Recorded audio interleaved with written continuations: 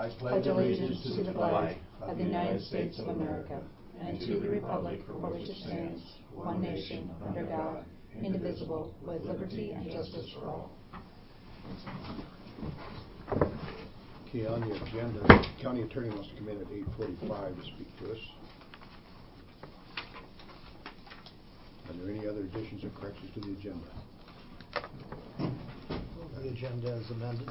Okay, the motion's been made by Kaufman. Is there a second? I'll second it. Second by Smith. Roll call. Kaufman. Aye. Smith. Aye. Gal. Aye. Bell. Aye. David, aye. Minutes. Any additions or corrections to the minutes? Okay, on the minute approval. So moved. Okay, the motion's been made by Gal. Is there a second that motion? I'll second it. Second by Smith. Roll call. Gal. Aye. Smith. Aye. Bell. Aye. Kaufman. Aye. And David, aye. Stanwood Drainage District, we need to go into that for anything? Nothing? Secondary road, Bob will be in later on that.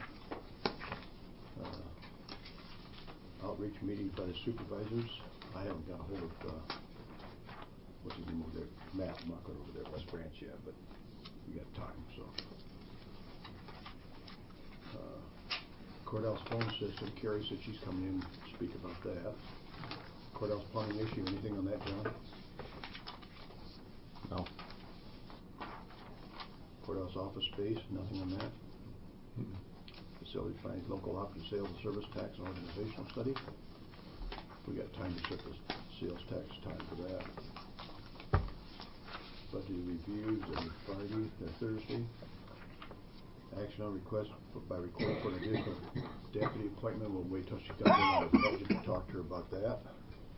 Recommendation for veterans grave care funds.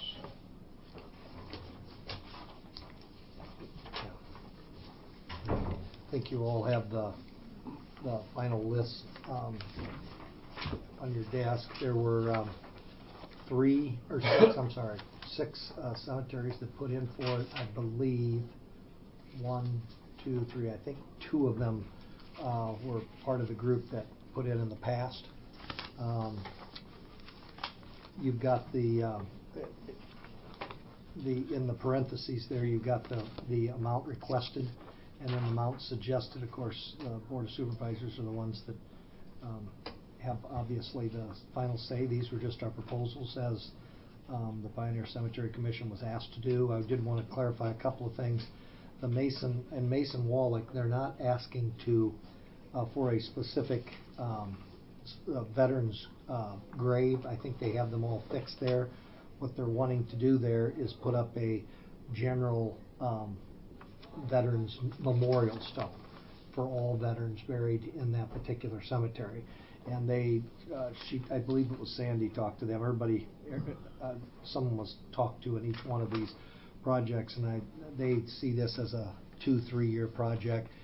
We didn't know exactly how everybody would feel about that when it isn't specific to the to a particular veteran's grave. But so we allotted $1,000, or proposed, not allotted, proposed the $1,000 on that if that's the route you guys want to go. Rochester, the reason for that being pushed back is after talking to her a little bit more, I think she can get done for $800 what she thought would cost her $1,500. And then Red Oak, I wanted to comment on Red Oak. They're trying to complete a veterans project in time for the big event that's in conjunction with the Tipton's 175th on July 5th. And Patty's involved in that to a degree, in that she's going to, 2 of those are unmarked veterans graves, and she's going to help actually get the graves for free from the federal government. So 2 out of those 4 stones that Bob Rickard is trying to put together there are just for foundations for graves that will be provided. If you want any more detail, if I don't know the answer after talking to Sandy, I can find it out. But those would be our proposals for the board to consider. And that's coming in on Carrie's budget anyhow. So yeah. This is over and above the Pioneer Cemetery. Yeah, this is actually none of these, which is I think is a good thing. None of these cemeteries are Pioneer, so this would be a whole other group of veterans graves that would be cared for that wouldn't be through the Pioneer Cemetery. legislation. There's a couple of things I think would make this smoother a little bit next time if the board wants the Pioneer Cemetery Association to make proposals again. A couple of changes on to make things a little clearer on the application. And now that the application, we've gone through the process once before, we'd be able to get an earlier start on that and ask questions. There's about 3 other cemeteries that made inquiries and showed an interest to do it next year if the board puts forth that money to do that. Was there more, more people that applied this year than what's on here? Nope, we gave you a list of every application we received, and then the money they requested is to the left of the slash, and then the money proposed is to the right. So there was a total of $10,286 requested, although $54.61 of that was for that Veterans Memorial. Mm-hmm. And then I believe the amount was $45.99, so we rounded out to 46. You'll throw in a penny? Well, if it's important, that dollar's important to keep that, we can take a buck off one of those. So that'll come up on Carrie's. Yep, just wanted to give you a chance to ask me, or again, I can also call somebody and get an answer to a question if anybody has any. Well, at least we know they're going to graves for the these are this year. It's not going into the general fund. Mm-hmm. Okay, any more discussion on the Veterans Care Graves? So do you need approval of this, or this goes on Carrie's budget? That goes that's on already Carrie's budgeted. budget. Yeah, she'll have it in her budget. So. Yeah, they asked, these are just suggestions for the board. So. Okay, action on supervisor appointments at E911 board. Right now, John is our appointee on there.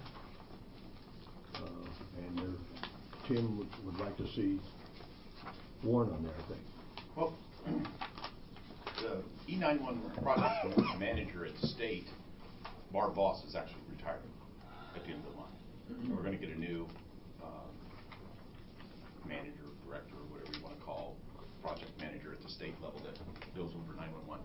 And what I handed to you is the state requirements for the 911 board and talking about the appointees and what it is. And I don't know if it's real clear, but it's kind of, it gives you a guidance on who can be there. And what it is it allows each jurisdiction to have one member of, it's each jurisdiction that responds within the 911 PSAP service board.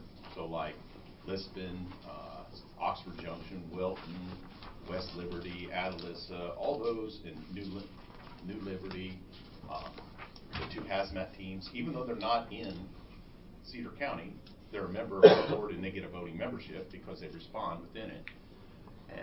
And the part that I was trying to talk about at the meeting was, it's not that I don't like the setup we have now, but the setup right now with the big changes to 911, everything's going to the sheriff's department. I mean, he's going to be responsible for it, but under the state code, the 911 service board makes all the policies and procedure for dispatch. And if you're a member, like John right now, Warren has absolutely no say of anything that happens in that office, but yet he's got to be responsible for it, he's got to fund it, and he's got to discipline the people, but he doesn't have a say in anything. But if he was your appointee, he'd still like come back, and John would still be on the board too, but he wouldn't be a voting member then. It'd be Warren be the voting member. I don't know, I just thought maybe that'd be a little more where, since it's under his control, he would be part of the system. And I pulled a few of the surrounding counties, and I was in Benton County last night. The sheriff's appointee. Jones County, the sheriff. Muscatine, the sheriff. Iowa County, the sheriff. Everybody made the sheriff since it falls under him.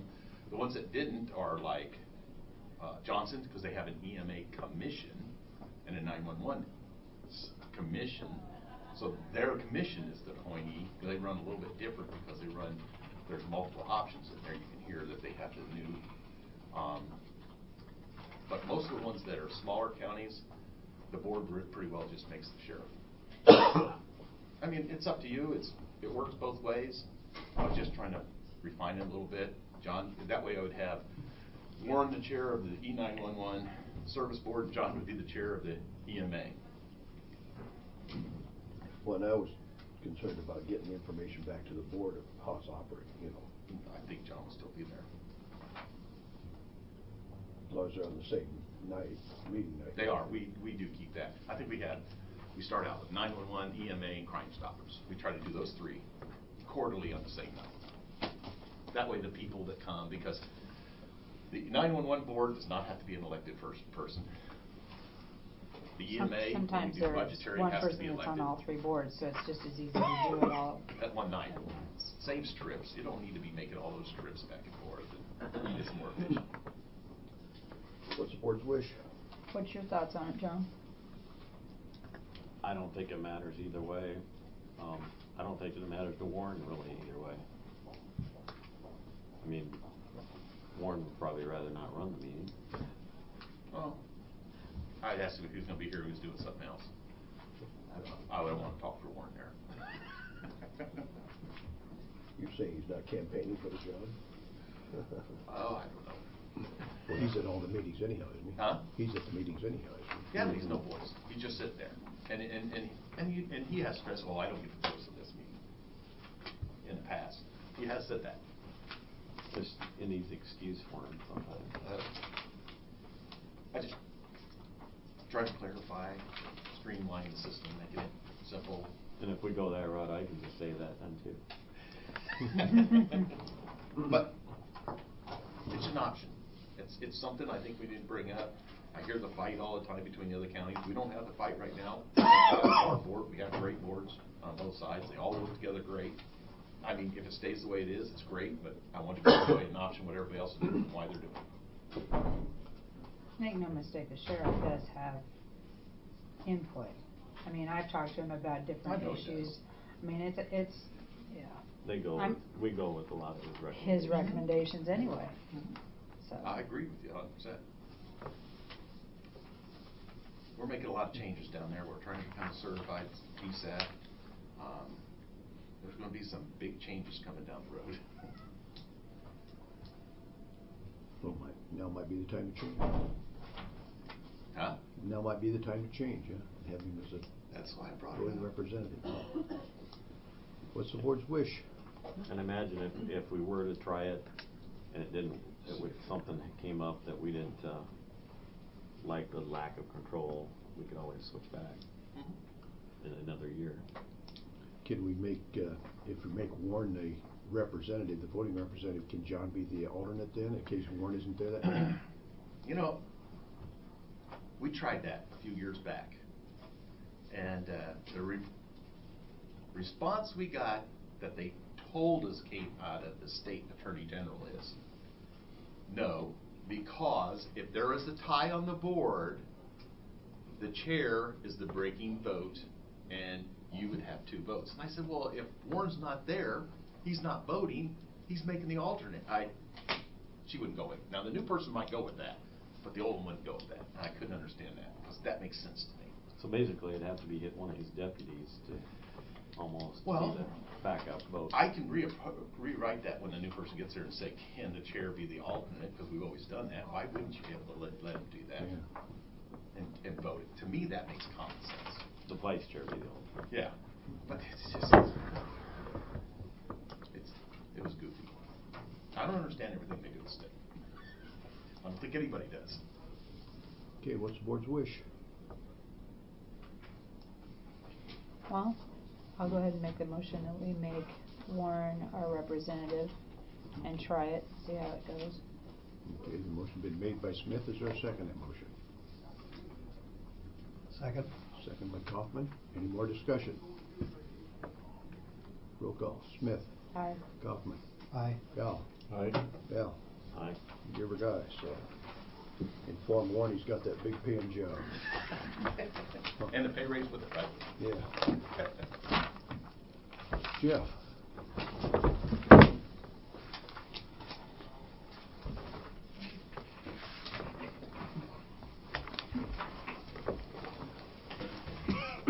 Thank you for letting us speak here. I know we're not on the agenda, but this is just going to take a couple minutes. We wanted to address something in our budget that we feel very, very strongly about. I'm asking, well, everybody in our office is asking that Adam Blank receive 85% of my salary. And right now, he is not. He is getting only $33.44 per hour based on the comp study. And if he's going to be 85% of my salary, which has always been the case in our office, then there's a difference of about $3,218. And I want to say a couple things here. First of all, it's always been our office at its 85%, always has been. And the reason is because there's only 2 of us. We don't have multiple deputies like some departments have. I have one, and he's a first assistant, not just an assistant, because he does every single thing that I do, except hire and fire people. But that's it. 100% of my duties he does, and he's the only one available to do that. I mean, in part, we lost. I mean, I had Tamara at 85%, and I still lost her. Sterling had me at 85%. We've always had 85%, and the reason is because there's only 2 of us, and we do so much work. And I know the comp study based it on 37.5 hours of work. That's not even coming close to it. Adam had a trial yesterday, a big jury trial. It was tough. He got a conviction. Don Smith's husband was the officer, Bob Smith, Trooper Bob Smith. And I tell you what, he works Saturday, he works Sunday. This isn't a 37.5 hour job. It's a 45 to 50 hour per week job. So I think I have it in my prerogative to ask for 85% because he is my deputy. I'm just asking that the board supplement that budget. I mean, we had a decrease of about $1,200 or $1,300 in our budget because Sterling came off of our insurance. But I'm just afraid if this happens, and I'm going to lose another person here, and I don't want to, and I think he's well worth it. So I'm just asking that our budget be changed and altered to reflect that Adam Blank gets 85% of my salary. So I guess it's your decision on what to do, but. Well, and I guess, the premise of this whole study was that, and we asked if everybody would participate, if the elected officials were going to participate and go with what the study said. And if we make one exception, it just blows that door right wide open for everybody to come in for exceptions. That's one thing. And I guess if there was discrepancy in the 37.5 hours and he's actually working more, that probably should have gone to the committee. Oh, we did. I mean, I've been fighting this thing from day one. That, the compensation study. I mean, nobody was ever even invited to come in and talk to the compensation study group when their groups were being evaluated and numbers were given. I mean, nobody even knew about it. So, I mean, the only time we ever heard anything was when the decision was already made and the board had voted on it. That's when I found out what had happened. So, I guess, if you guys won't do it, then I'm going to probably ask to rework my budget to find the money for him out of some other category, because I'm not going to lose this guy. I already lost Tamara. You know how well Tamara did stuff for you guys for the Stanwood Drainage District and other things. And so I guess if you guys won't do it, then I would ask, I think I can set his salary at 85%. I have the power to do that under the code. You have the power not to fund it, but I guess I can then take other money for other things that I had planned for and use it to him, because to me, it's more important to keep him than have some more books or something like that. So that's what I'm asking, and whatever you guys decide, you decide. But I want to explain to you why we're doing this. And I mean, otherwise he takes a hit. I mean, originally in the compensation study, they were recommending $12,000 pay decrease, a cut in his salary of over $12,000. Nobody got hit like that. It was ridiculous. So finally, we got it up a ways, and so I guess I've said my piece. You have anything to add? No. Anybody has any questions? Okay. Thank you for your time. Where would you find the extra money, Jeff?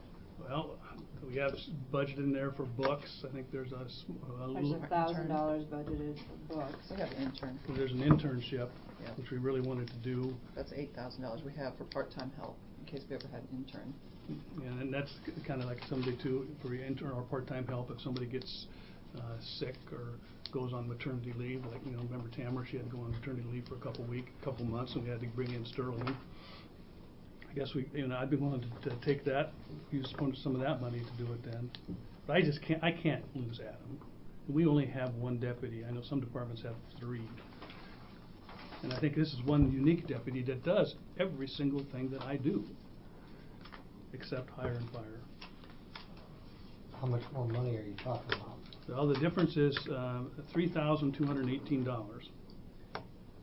An actual salary, Yes. then you have the FICA and so forth. No, that's not for the FICA and stuff. I'm not taking that into account. So I Actually, said if you'd you have look that on, too. if you look on the budget sheets that we did, that is shown on there. We were sent an email to say to change things so that it shows what the work comp study said. But the original figures shown on the paperwork that we originally submitted do show the 85% of Jeff's Right, salary. So right. those are the correct figures. Those have FICA. Those have everything in them. And that's the budget we submitted and discussed with you last So week. the budget that we got last week, Yeah, that is correct. that shows 85%. That shows 85%. Correct. Which is what Yeah, and that's all the FICA and everything on there. discussed. Well, That it is 80. that it wasn't based at the other scale. Right.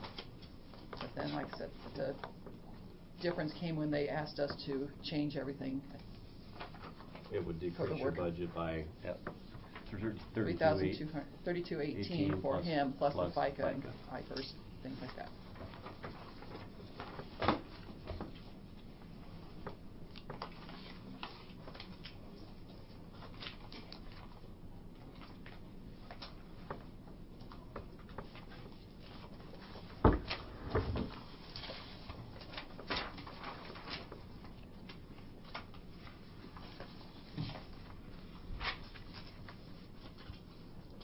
So we aren't gonna finalize the budget till Thursday when we're gonna finalize. Right, we just want to Yeah, bring it we to your just- attention, just so Right, you yeah, can, appreciate that. if you have any questions? Is there any more questions for Jeff? Comments? well, it was my understanding too that you wouldn't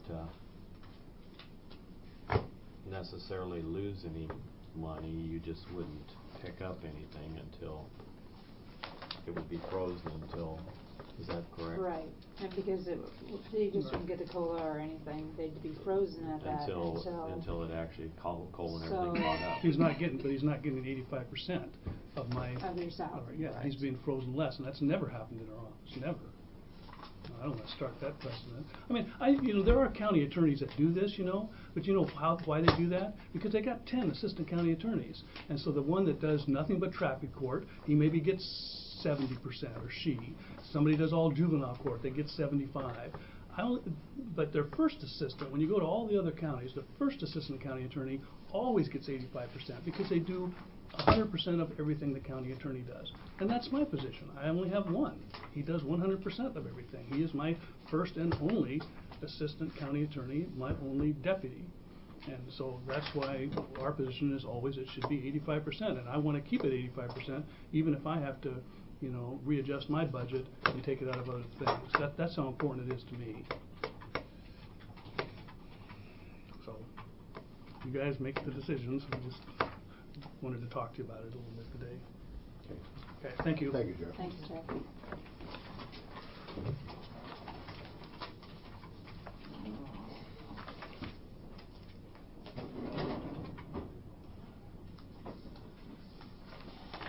Okay, Jane?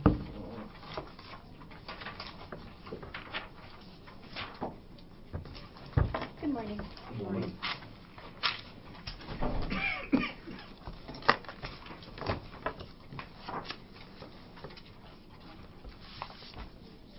Which one are you gonna start with? I'll start with comments about all of them first. Probably the biggest change is the fact that we are splitting out public health from Department 34 and putting it in its own department. So it'll be able to track expenses and revenue generated from public health programs a little easier than having it combined with home health. The other thing that I just found out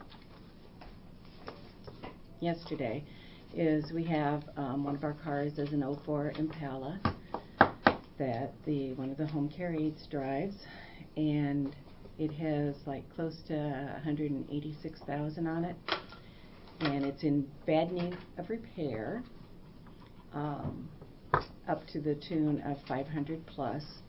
By Kelly's Blue Book, we'd probably get maybe 1,500 for it, someplace in there, and that's if it's deemed to be in good condition.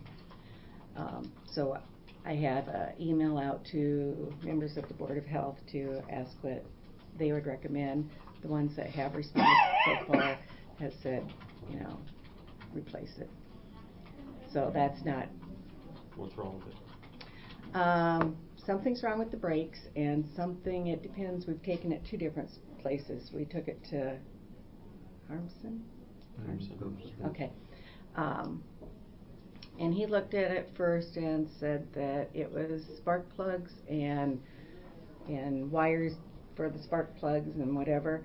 And that was going to be over $500. And so we took it to Moeller's to kind of get a second opinion. And he said it's a cylinder and something. What? Valve problem. A valve problem, yeah. And that would be over 500. And the brakes weren't addressed on either one of those. So I don't know exactly the mechanism for what you do with an old vehicle at a county level, and how we would. How many miles are there? Well, close to 180. Real close. So I'm just bringing it as an awareness right now because decision hasn't been made. I haven't heard from all members of the Board of Health at this point. So just as an FYI, and I don't know how that's going to impact, you know, if we do without it and we don't replace it, it'll drive up the mileage paid to employees. I don't think it's just my opinion, and I've shared this with the Board of Health members, that if something's going to cost, you know, a quarter of what it's worth, that I'm not sure. And we put $800 in it last year, and over $1,000 the year before. I think we just need to either replace it or get rid of it, one or the other. Have you got anything in your budget to replace it? In this budget or Yes. current budget? This budget. No, because I just learned about it Monday, actually. That's yesterday, yeah. Nope, Tuesday. No, not yesterday, it was Tuesday, Monday. Have you got anything in your budget to replace the mileage that you'd have to pay? No, because I was counting on having it.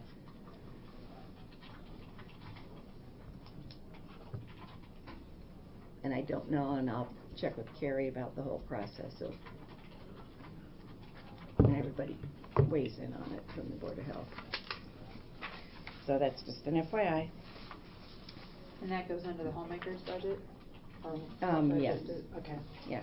The only other option we have is if we give you the escape that we took from Phil. Well, and we use that quite a lot too. So you need 2 cars? No. No, we'll keep using the Escape. Huh? We use the Escape whenever it's available now. Okay. And then we have 2 other vehicles. What's your other car then, besides the Impala? There's a Malibu. How many miles is that? I don't know right off the top of my head. Should be budgeting for replacement vehicles after so many years. You know. Okay. Like, is there like a general? A lot of people will throw in 2,000 a year, 3,000, 4,000, whatever their vehicle needs are. And they figure how many years this vehicle might last. So if it's 10, they think 10 years, and they think that they can buy one for $30,000, or that's what they need. They put in 3,000 a year. Okay. Pretty simple. Okay. Now Phil, when Phil bought that other Escape, he put in $12,500 in 2 different years. But he would have an immediate need for it though. So Okay. at that time, so I guess if you got an immediate need for it, you know, you might want to look at putting $12,500 in this next year's budget and $12,500 in that following year's budget, and You got enough to pay for a car if you need one immediately. Okay. So I should probably do that, even if we do nothing with this vehicle, for one of the other twos also, because they're getting up there in years too. What's the other members think? You got any opinion? Thinking about it.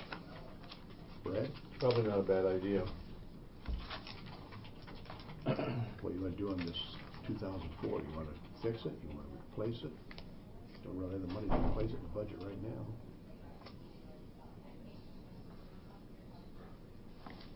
You got money in the budget to fix it? Mm-hmm. I think if it's a valve problem, you're probably running into a little bit more than you want to chew off. If it's wires and spark plugs issue, it's not a big deal. And an injector. Yeah. What he was talking about. Yeah. I'm afraid if I do the spark plugs, then it's going to be the valve issue. What we were told is that we could drive it, but if it's a valve issue, when it blows, it's going to ruin the whole engine. And then you got brakes on top of it still, which you gotta have done. They're saying the brakes need a new master cylinder. Yeah. You start looking into doing that stuff, and pretty soon it just keeps ballooning up. It'll be this and then that. They do a lot of gravels too, don't they? Mm-hmm.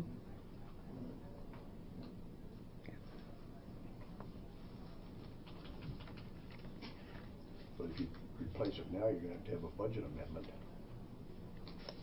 Well, you just have to put it in your budget. And Yeah, but she doesn't Yeah, carry she'll do over it. until does the before the 1st of fiscal July. year. Put it entirely into this budget. Well, what carryover do you have from your old? I think we're probably under budget right now. I'll check. Maybe you want to wait until closer to the end of your budget time, and then you'll know where you're at. You have some money in there. Can you use Escape to get by until then? We've been using it whenever it's available, so yeah, we do use it. We try not to have, our goal is not to have a county car sitting. Let me put it that way. So if there's a county car available, we'll use it. I guess I'd encourage you, I mean, you probably have, going back through and re-estimating, but sharpen the pencil and see if you can really get down to where you think you're going to be, and then work between that budget, your current, And the that new, one. Okay. as to where you think you need to be as far as the vehicle. Okay. That would be my suggestion. And it might be you might find a good used car from the local dealers also, you know, in Well, the county somewhere that Yeah, I wasn't supplies thinking for a I'd few do. years, and then you can put so much a year in your budget to get a different car. Yeah. You know? Okay. Okay. So as you split these out, before we started, Mm-hmm. all of public health, I'm guessing, all of public health would have been in the 34. Mm-hmm. Okay. And So 35 is not really affected by that pullout. Nope, Okay. nope. All right.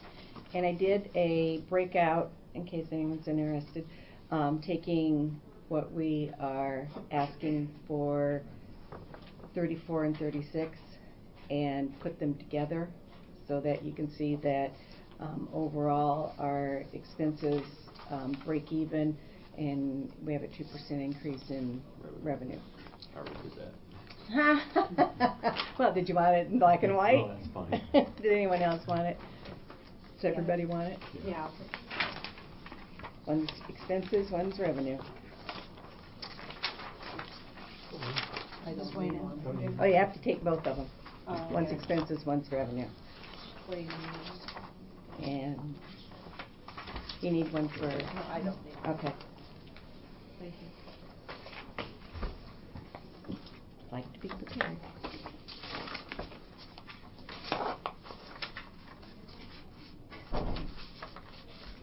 Okay, so start with 34. Okay.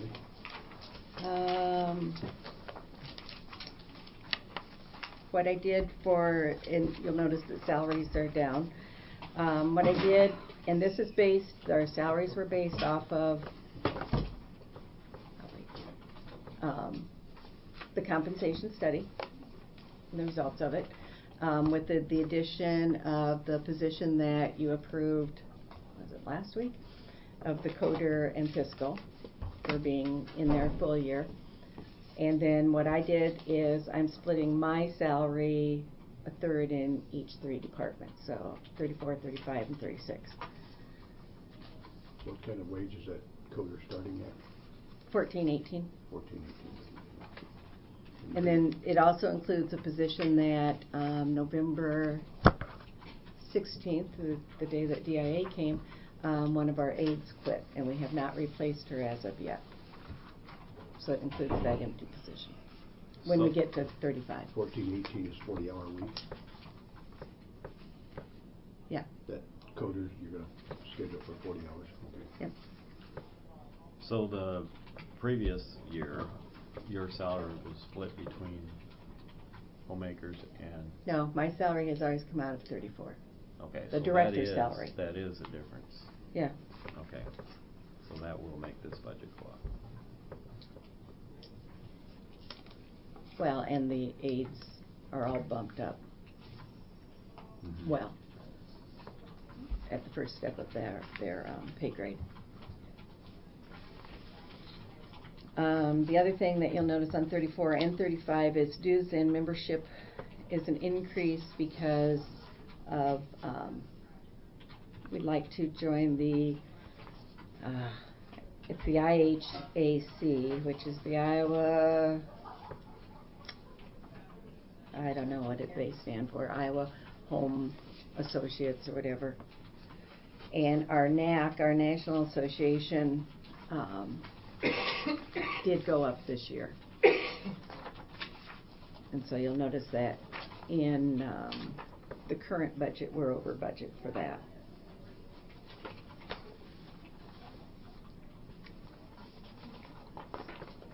Otherwise, our expenses went down, and our revenue did also go down from what we budgeted.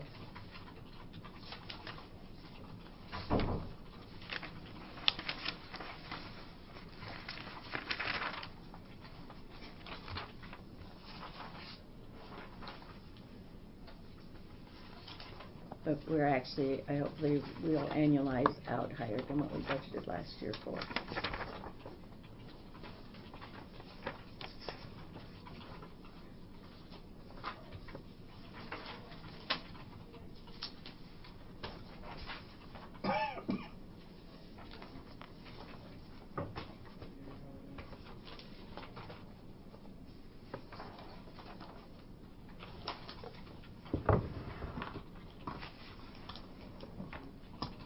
So I know you, your coder, of course that's, I'm not sure which one's that in?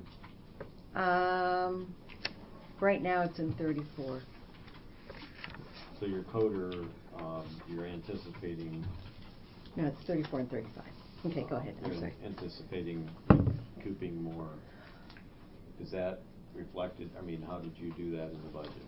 I did not reflect anything in the budget at this point for an increase in revenues as a result of that.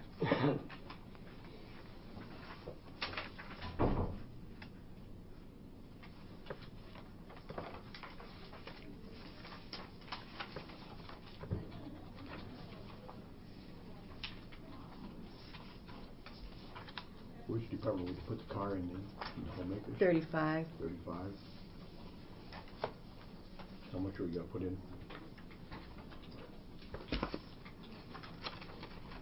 Probably 12.5. And then hopefully we can get that other 12.5 maybe out of this budget. Almost buy a new car. We'll see. At government, right? Yeah.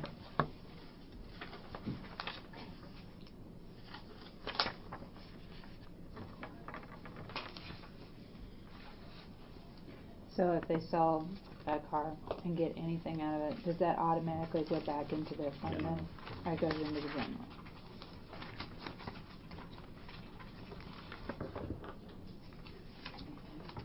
So we would go from the expenses going up on 35, 13,404 to then going up 25,904.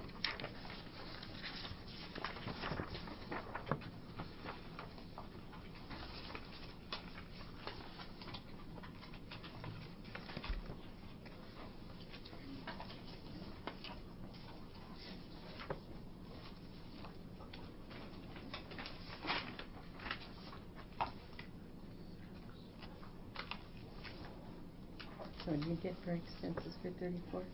Expenses Or went 35? Up, expenses went up 13,404 in that current budget. In the budget you proposed. And you're talking 35? Correct. Okay. Yes. And it would go up then 25,904.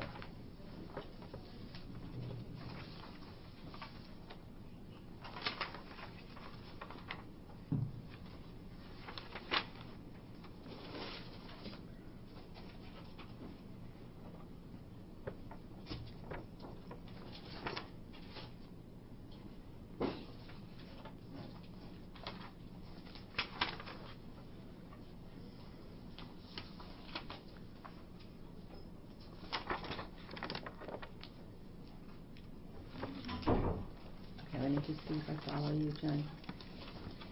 We're increasing the budget in 35 for expenses by $12,500. Yeah, so the actual total, if you were going to do that, the total would be 507,060. Yes. Okay. And that, if you take that and take 481, 156 off of that, you come up 25,904 increase over last year. Where I gave you that number from. You're probably not looking at that. I look at my Excel, sorry.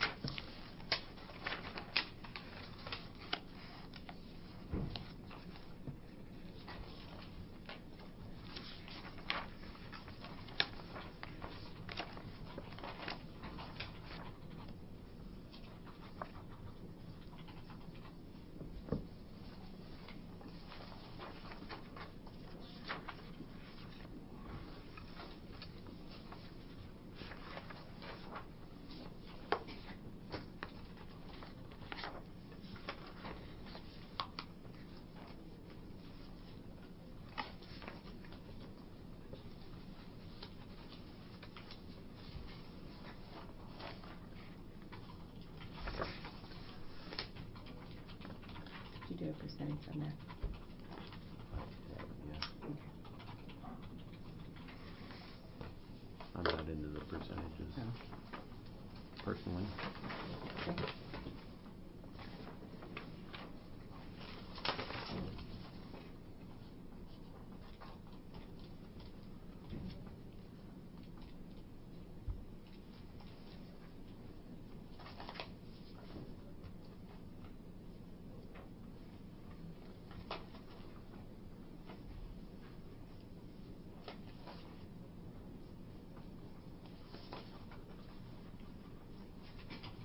What I do is I always just take the total revenue and expense comparison as to last year to see where we're at.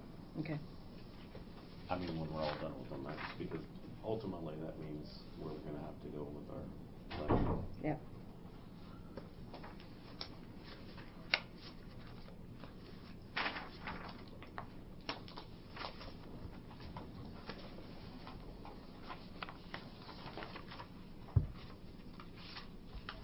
Anything else on 34 or 35?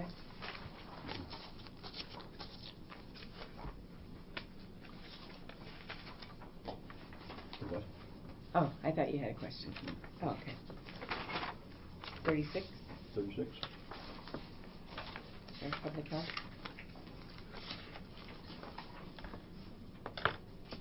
The salary here is representative of our director, our public health coordinator, and then a third of mine.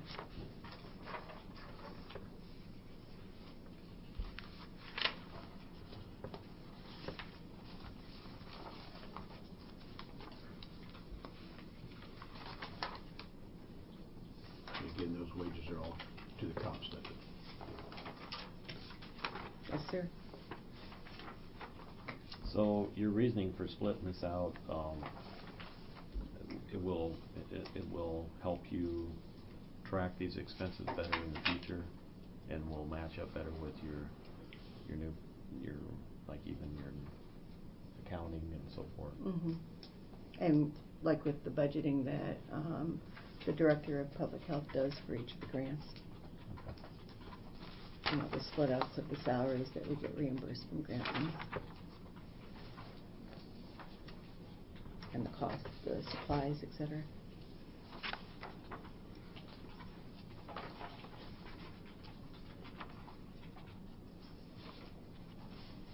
You know, it won't ever be a per penny, because like on paper, etc., that'll just be shared between the two.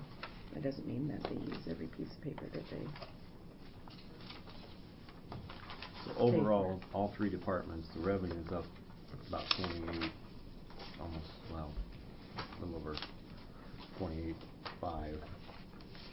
What do you attribute most of that to?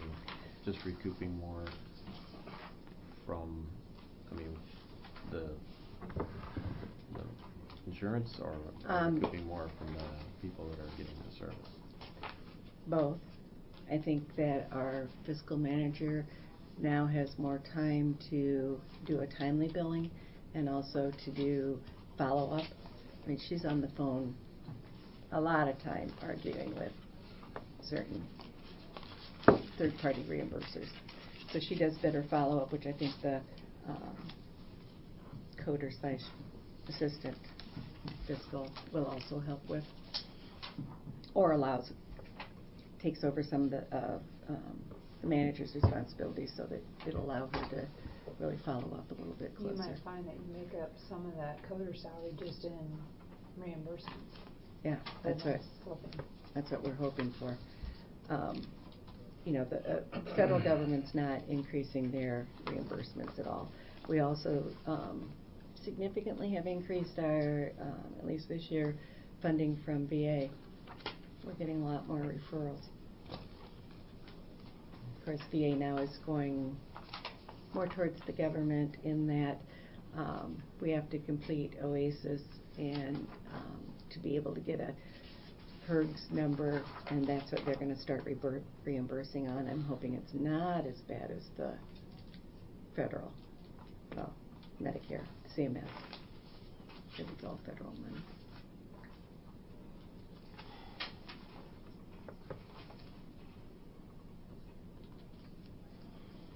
And people are getting older, and it's the baby boomers. It'd be us.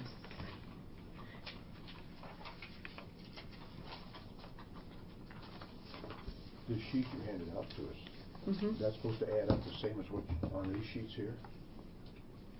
That's only two departments. It's only Yeah, 34 and 35.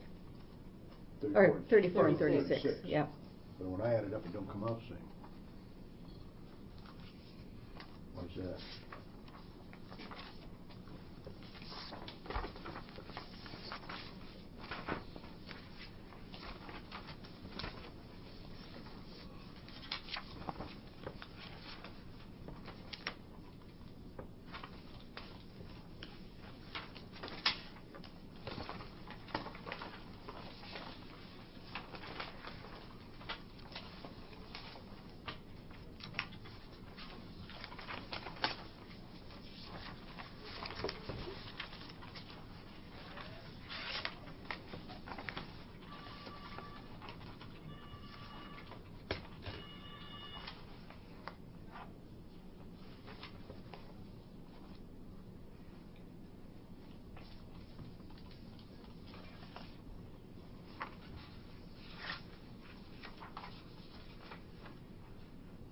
About 20 grand off on the expenses. Yeah, too high on the expenses.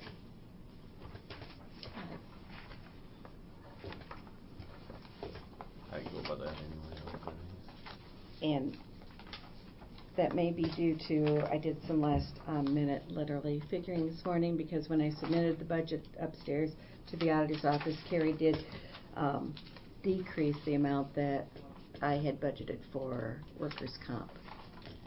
And so I'm going off So you think of. it's in workers' comp then? What? Do you think the error's in workers' comp then? Well, I would think so. Because I changed. The expense and the income, neither one matches, does it? Oh, I didn't do any revenue yet.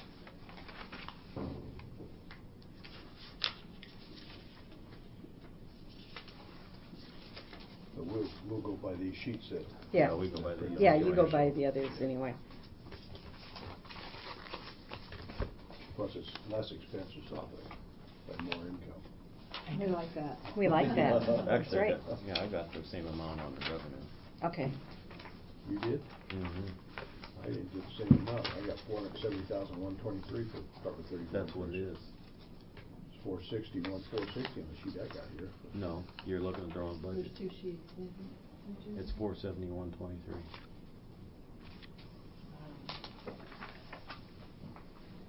Okay, 16. Okay. That's what we're doing, 16 budget. Okay, any more questions for Jane? You're gonna have us put in that 12.5 for the car then? Okay. And 35. Jane, what are you doing? Gosh, I had it, and my finger just slipped out of it. Give me a second here. That's okay. Just a question of the kind of things you're doing. What was the tobacco prevention stuff? It should be in 36 Yeah. on revenue. Oh, and Bonnie's here, so she can answer all the things that she's doing in It was about 18,000. What kind of things are you doing, Bonnie? We're getting the youth group started again. First of all, we're working with Alex Proctor from LSI. And actually their first meeting is Friday. So they're getting that youth group started up again. It's called iStep now. So that's going to be really exciting. That's something we've been wanting to do. We're also working with the dental practices in the county, getting them to implement the 2 A's and an R. So asking about tobacco use and then referring them and passing out quitline information. And then there's also a grant where they are being trained, medical assistants and dentists are being trained to do blood pressures and tobacco assessments at the different clinics. And so right now we're just giving them the information, and I think Kim has 3 or 4 dentists who have agreed to do it in the county, which was really great. And they'll spend the next 6 months gathering information and then submitting it to the state. And then we had worked with schools quite a while ago, getting all the tobacco-free grounds policies passed, and now we're kind of going back and focusing on also electronic cigarettes and changing things to nicotine-free instead of just tobacco-free. So those are some of the major things that they're wanting to do this fiscal year. All state grants, or is there any federal grants? All state right All now. state? Mm-hmm. Okay. Just curious, don't have a Yeah, problem kind of with what you're interesting doing. because they change. You know, we kind of thought we were done with the whole tobacco-free grounds thing. It was like, oh, checked that off. And then these electronic cigarettes came out, and that kind of changes the whole ball game. Make you go back and reevaluate things. And I know there's some talk about the casino exemption also. There's really nothing official in the grant about it, but it's still out there, an issue that we keep track of. Of course, your high school student shouldn't be going to the casino, right?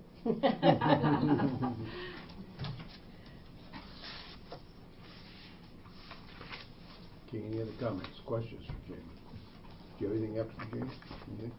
Jane, thank you. Thank you. Thank you. Thank you. I have a question. What are they calling 35 is home health, 34 used to be local health, right? And what are they calling 36 then? Public health. So it's local health, public health? And home health. Yeah, say those are the 3.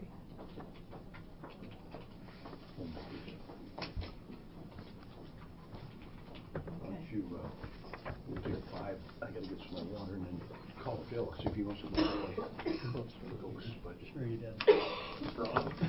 You know, honestly, that's really real The quick. recorder's on now, and you. I need a minute.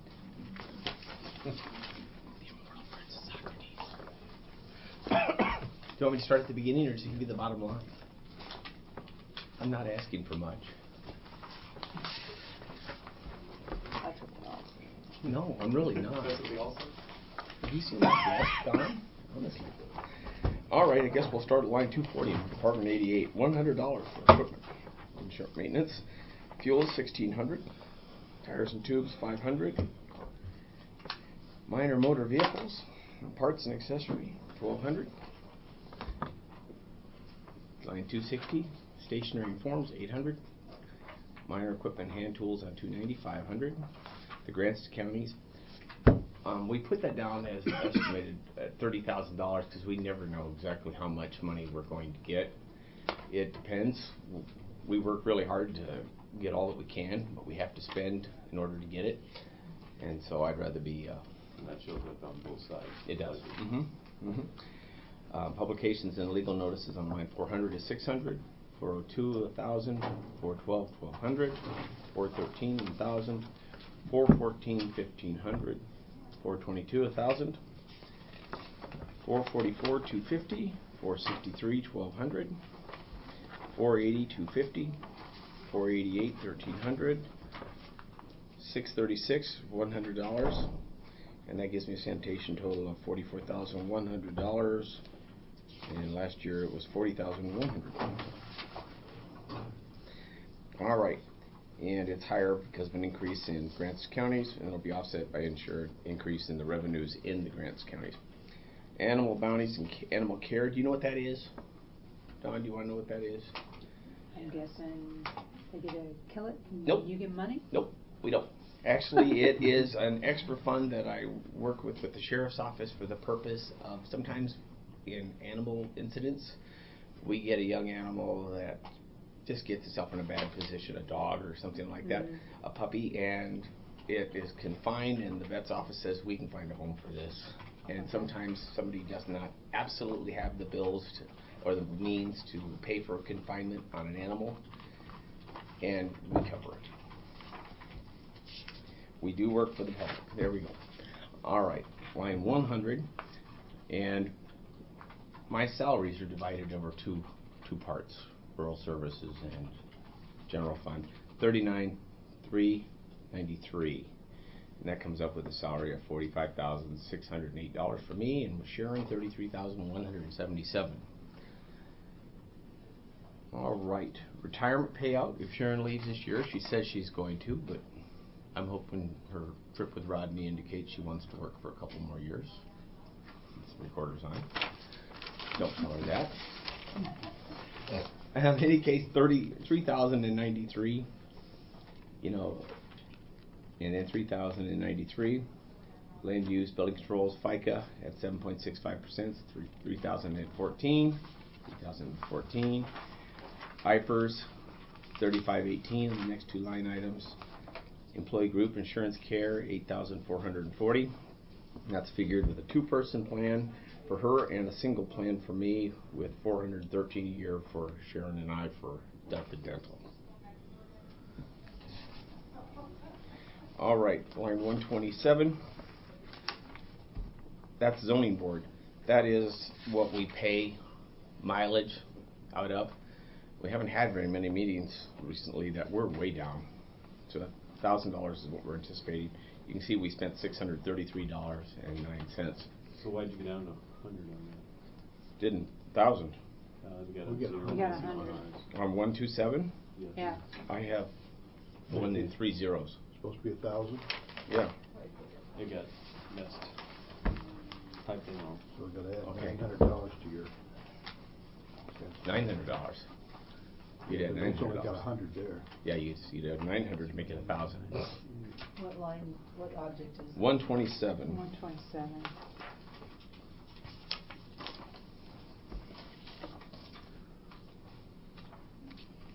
Sorry about that. I did not know you had a different one.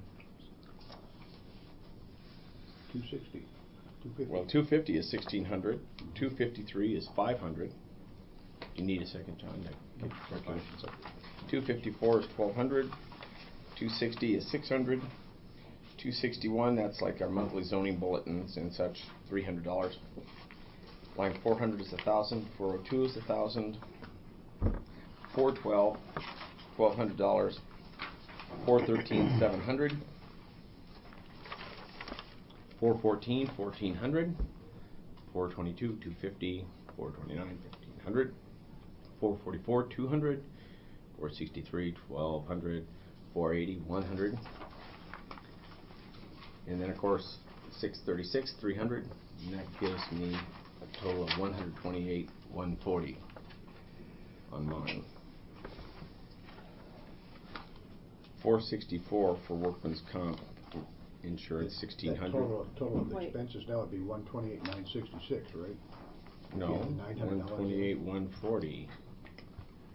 Your total was, We got 128,066, and if we add $900 to ours, I don't know, see, I've got 128, 140 for mine, plus. You still got the handwritten one, you don't have the one that's, Mm-mm. that one's probably in front of you somewhere. Well, but to me the total should be 128,966, correct? Because we got to add $900 to ours. yeah. I know. I'm saying my numbers are right. I checked them, Sharon checked them. You know, I don't. They're wrong. No, they're right. No, they're right. The I'm computer like, don't lie. The computer You'll don't have lie. to You want go a back bet? to the go back to the auditor's office and verify your numbers with them. All right. And okay. what did you have though, Well, on yours? 128,966 is what I got. I have 128, 140 on mine. That's an even odder number than that. Sorry. Ultimately, the environmental and zoning budget is 175.66, which is not up very much. What do you got for your environmental and zoning? Total. Yeah. My total is $175,066. Okay, so you got the $900 already added in there. Down Yeah, there. That's it, right. it comes out there. But your other one don't come out. Because we got 174,166 in ours. It's amazing. could you have 140 It's amazing what a zero makes, isn't it? How could you have 140 up above and you only add in 1,600 and then you come up with 066? It You're comes out. correct, Yeah. huh? It comes out. It comes out. I think it is. The bottom line's there. Does it really matter with my budget? It does not change year to year. I have the smallest one. I ask for nothing, literally. So you had 175 what? 66. 66.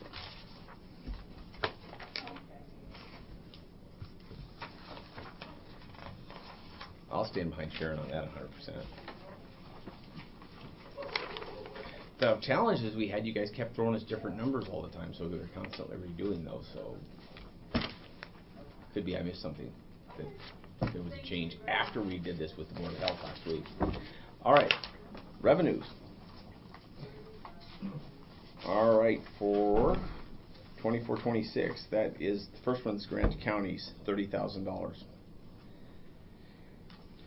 And then, of course, 3,300, 1,800, that is inspection fees for swimming pools. And then, of course, septic systems, sewer permits, 6,000. Water well permits, 3,500.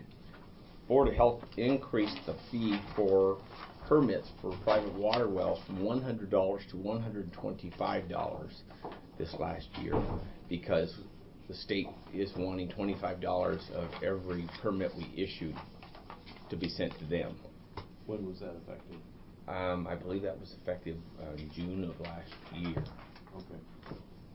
Okay. I don't have that number right in front of me, but I can find that real quick for you if you'd like. Don't do restaurants anymore. All right, $33.90, $260. That's tanning salons. That includes inspection fees and proctoring fees for tanning operators. We charge $25 every time somebody wishes to have a tanning salon to become the trained operator. Unfortunately, with a multiple choice open book test, some people have to take it 2-3 times.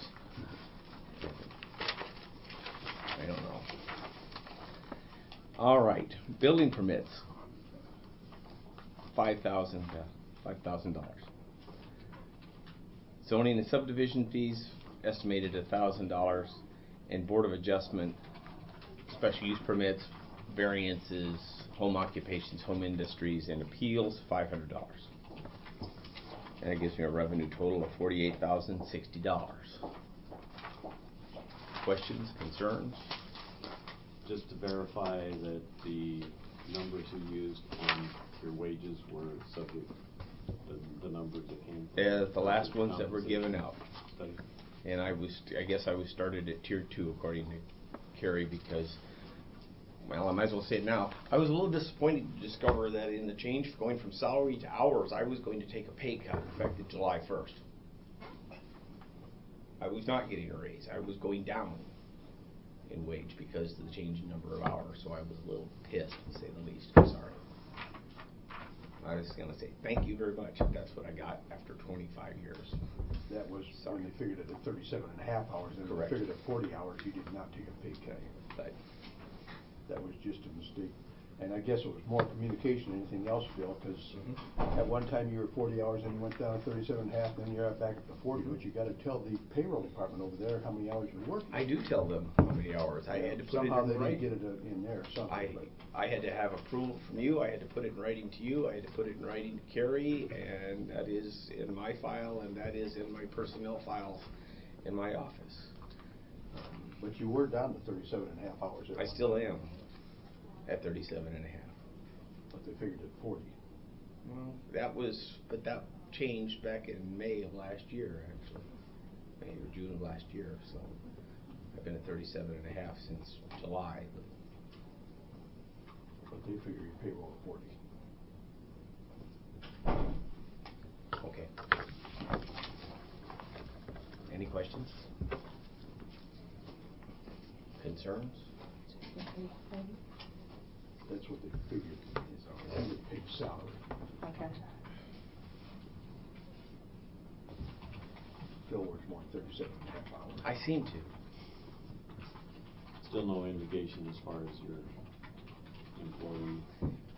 If she wants to work for me, and as long as she wants, she does an awesome job. She makes the office look wonderful. She does a tremendous work. She loves working for Cedar County.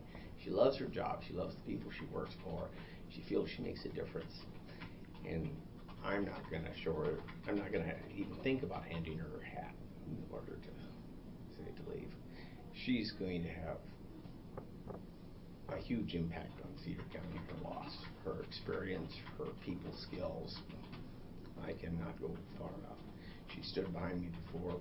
She still can't believe she's only had 2 bosses in 37 years of employment. So that says something for Cedar County.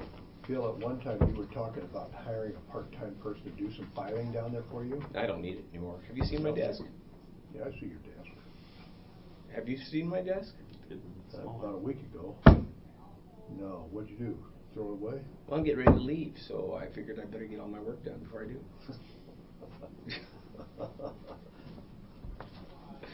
But you don't need a part-time person to do your filing. Well, the fun thing about having a part-time person, if I can say this, is you have to train them and then you have to deal with them. And until things change where I'm doing more than 60 construction permits, there was a time I was doing over 200 building permits. You know, when I only do 60, you know, I can't really explain or justify it, and I don't want to have somebody on staff to potentially be bored. That's what you pay me for. Not to be bored, but to get things done.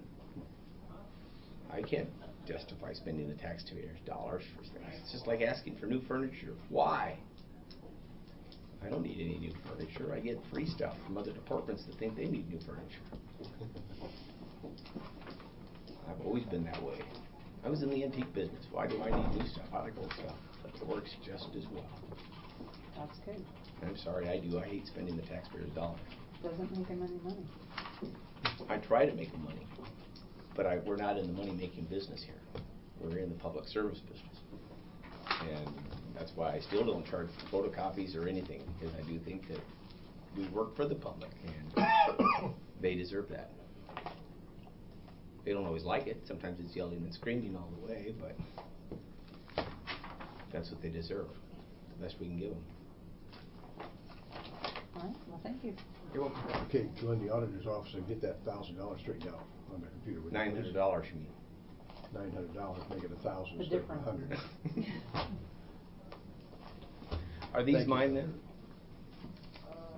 For Department 88? If you want them, you can have them. Yeah. Thanks, Phil. Not a problem. Thank you. Anytime.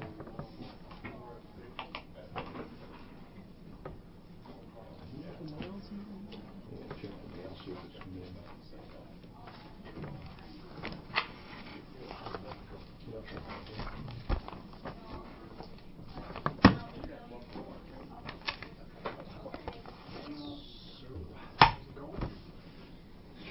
As well as can be expected. Did you make much progress Sunday in your meeting with your, I got the bill for, the training this weekend.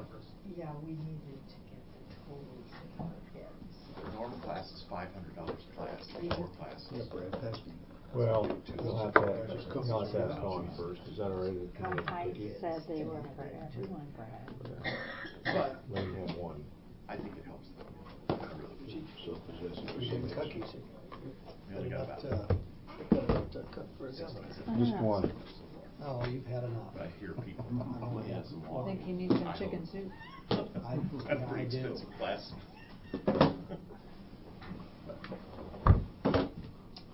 When do you want to? Didn't you have breakfast? You had about 5. I burn a lot of calories. Yeah. Vocal cord failure, getting heavier as you get older. Yep, I can be there by then. But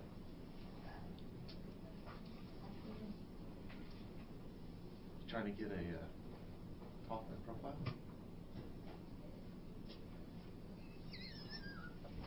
I'm ignoring you.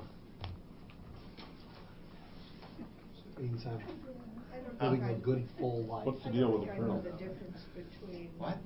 local. What's the deal with the colonel? He got a, For what? For what? Divided it's between. an honor. Putting up a view. Exactly. Yeah, deal. It's an honor. It's, if you really want to look at the history of it, look up the colonel. And it, Well, why him and not me? I don't apparently he did something you didn't. very much. That's surprised about Branstad? but I It's a can very, make it's a big honor. thoughts on it. That's a big honor. And you know another one that's hard to decipher is Julie. Actually, I couldn't in get it. Kentucky, it's so unique. That cold might be a great job. That's, I mean, that's some people do, I've heard. What's that? Cold and flu, wasn't it? That was Yeah, weird. well, it was the, That's a- the rumor to really fly at Is first. he 68? Had one heart attack already, had a stent. I heard that was just the flu though, but. That was, yeah. Yeah. You want us back in here at 1 then? Huh? You want us back in here at 1? Yeah, I'm gonna be gone till 1, I'll be back. We'll see ya. Bye.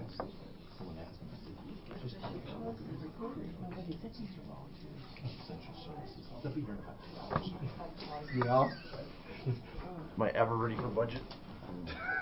Got your crystal ball? All right, I presented you with my version of the 2016 budget.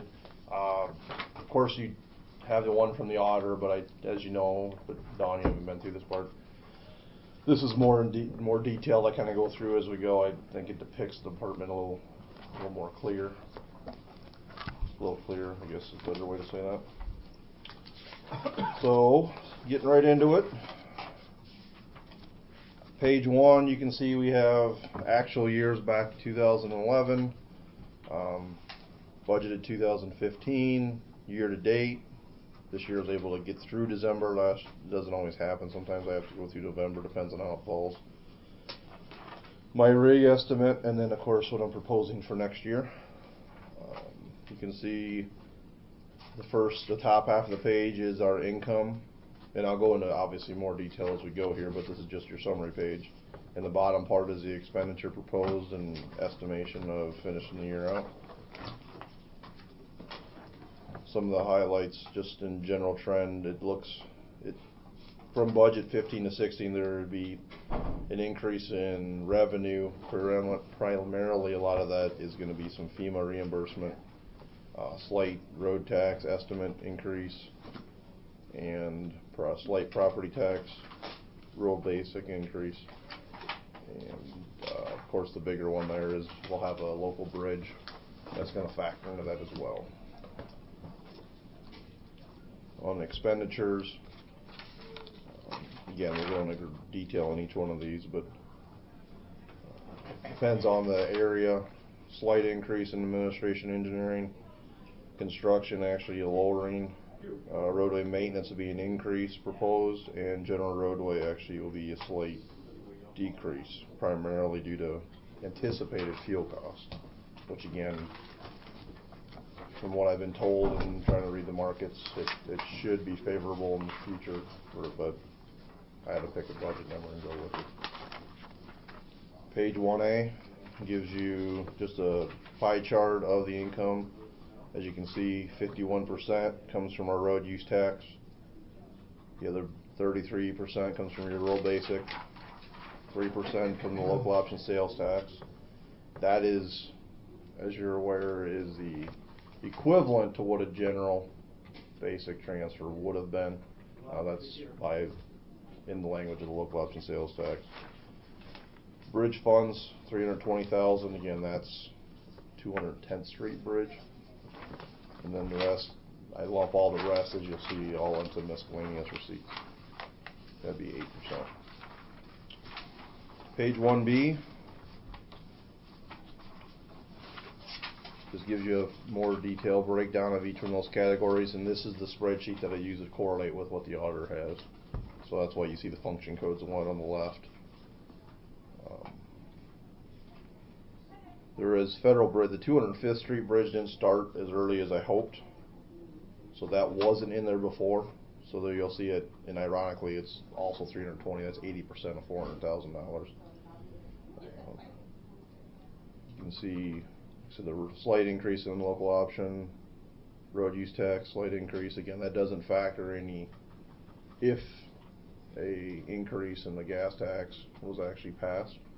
We, of course, budget conservatively, and if we do get that to pass, it obviously would help. How soon would that revenue come back? It really depends on how they pass it. It could be, if they pass it and it's effective July 1st, and say it was a whole dime, it still won't start rolling in, I don't believe, till, well, I anticipate another $500,000 if it was a dime, just in this part of the budget. It just depends on the wording. It's usually a month lag from the time they start a tax, so July, they could start actually possibly getting as early as August. I'm getting mixed signals as far as if they go for a full dime, if you get a phase in. It was really too difficult, too many options out there for me to try to budget for hypothetical on that. But it could start coming in as early, in my calculation, as early as August. Depends on how they pass it. Gas tax refund, that's purely on the ethanol side. Our diesel, of course, has died. That'd be federal, and then state we reimburse or ask for reimbursement of the federal once a year. The state we do twice a year. Trip permits, these are our moving permits. Obviously, that's annual oversize, overweights have been increasing. Single trips for the Wildling quarries, and then they're going more to the annual, so we don't get quite as many, but it kind of offsets at the end. Insurance permits have been fairly steady. License and permits, basically utility permits. I think we're on the tail end of that FEMA upgrades from what I've been hearing, so won't be getting near as much as we anticipate. I think I had that higher last year and actually dropped it to 1,000. Scrap metal, it just kind of depends on the market. So that's a figure. That's a lot of our used beams that we don't reuse, that are not standard steel. Channel iron we can get. Other things that we take our bridge plank to Sharpless auction. Any other materials that are used that we don't think we'll utilize, and it's better than throwing it away, but we take it to salvage or to Sharpless to handle that. Inter-county reimbursement, this one's primarily is fuel reimbursement from other departments. Of course, we run our fuel system at Sheriff's Office as well, all the other entities, and even some city of Tipton utilizes, so that's where that goes into.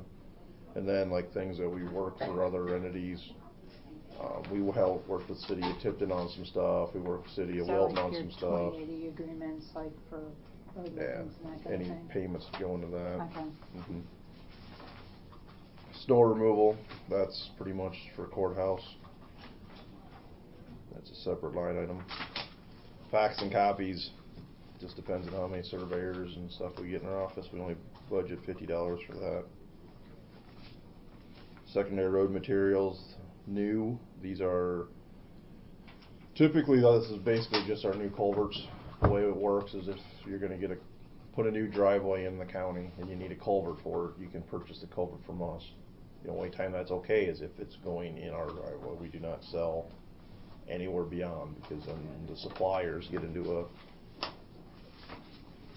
disagreement with us about it, that we're competing with them. As long as we're getting it in our right of way, because we take the control over after it's installed, that's been okay. But that's where that reimbursement comes in. And that's another point that people, we get to the end of the fiscal year, typically we spend, and it's pretty common we run out of money for 15-inch and 18-inch culverts, which is the vast majority of what entrances are. So if you have a constituent tell you, well, the engineer's out of those, I got to stay within my budget. Of course, it's that late in the season, you don't want to do an amendment for culverts, so we spend it out of the, and you'll see it at the culvert and stock item, the reimbursement comes in. So my bottom line, yes, it's a wash in the end, but I have to explain to them that it's expended out of one side, the income's in another, and the only way to try to balance it out is you can't just credit that back, it has to be an amendment. So we basically stock up as best we can, and then once we run out of those, we run out till shortly after July 1st. Jury duty, miscellaneous items, comp loss of general fixed assets. That's unfortunately when people hit bridges, guardrails. This fiscal year for 15, I went to 17. Part of that was the storm damage that we received last July. We had some roof damage and some building damage at our shop that insurance paid back or reimbursed for. Down in TIF intra-fund loan, this is the loan that we front to certify the debt in December, and then we turn around, get that reimbursed, and then come back with a rock expenditure proposed. Unclaimed canceled warrants, doesn't happen a huge amount, but does come up once in a while. And last but not least, the category I wish was zero every year, FEMA, ER, state, federal emergency funds. For 2015, the $170,000 I'm anticipating is roughly the $200-some thousand in the road rock, the gravel damage that we sustained. They're working on that PW right now, finally, to get it into the system and upgrade or turned in. So it's a major project, so it does take a while to get that reimbursed. Then in 16, 90,000 of that and change is our estimate for 135th Street Bridge. I got completely washed out. That'll be the first bridge the bridge crew goes to replace, because we want to get reimbursed for that as soon as possible. And the other part, the 215,000 and change, is that Dixon Avenue culvert, that multi-plate that collapsed north of 175th, if I remember right. Iowa Bridge and Culvert was selected for that. They're actually hoping we're going to have a pre-construction conference for that coming up next week, and they'd like to get started possibly in February, so that'll be good. But by the time we do the project, get it built, get everything finalized out, and get it reimbursed, I didn't feel we're going to get that done and reimbursed in this fiscal year, so that's why I put it in 2016. Just a question on Cedar Valley golf fees. Did you have the county attorney send him a letter within this last? I haven't this last cycle. The last time, if you go, there was, it doesn't go back, it was what, 2 years ago? He paid, it was like 21,000, and then, so I'm guessing he's probably, and that was right at the end of his fiscal year, so he was supposed to get me a check for that next year, so I'm guessing we're about 2 years. So yeah, if you, I can have, that seemed to be effective last time. Have to do that again. I hate to do it annually, but you shouldn't have to do it at all, but yeah, I'll talk to I'm sure they have the letter from the last time to send. I never count on it, that's why you see a zero there, but I don't take it out, but because it does come That in. made me think of it, so. Sure. Page 1C's pie chart of the expenditures breakdown. 50% goes to roadway maintenance, 31% goes to general roadway expenditure, 9% administration engineering, 10% to construction, and then we'll have further breakdowns on the following pages.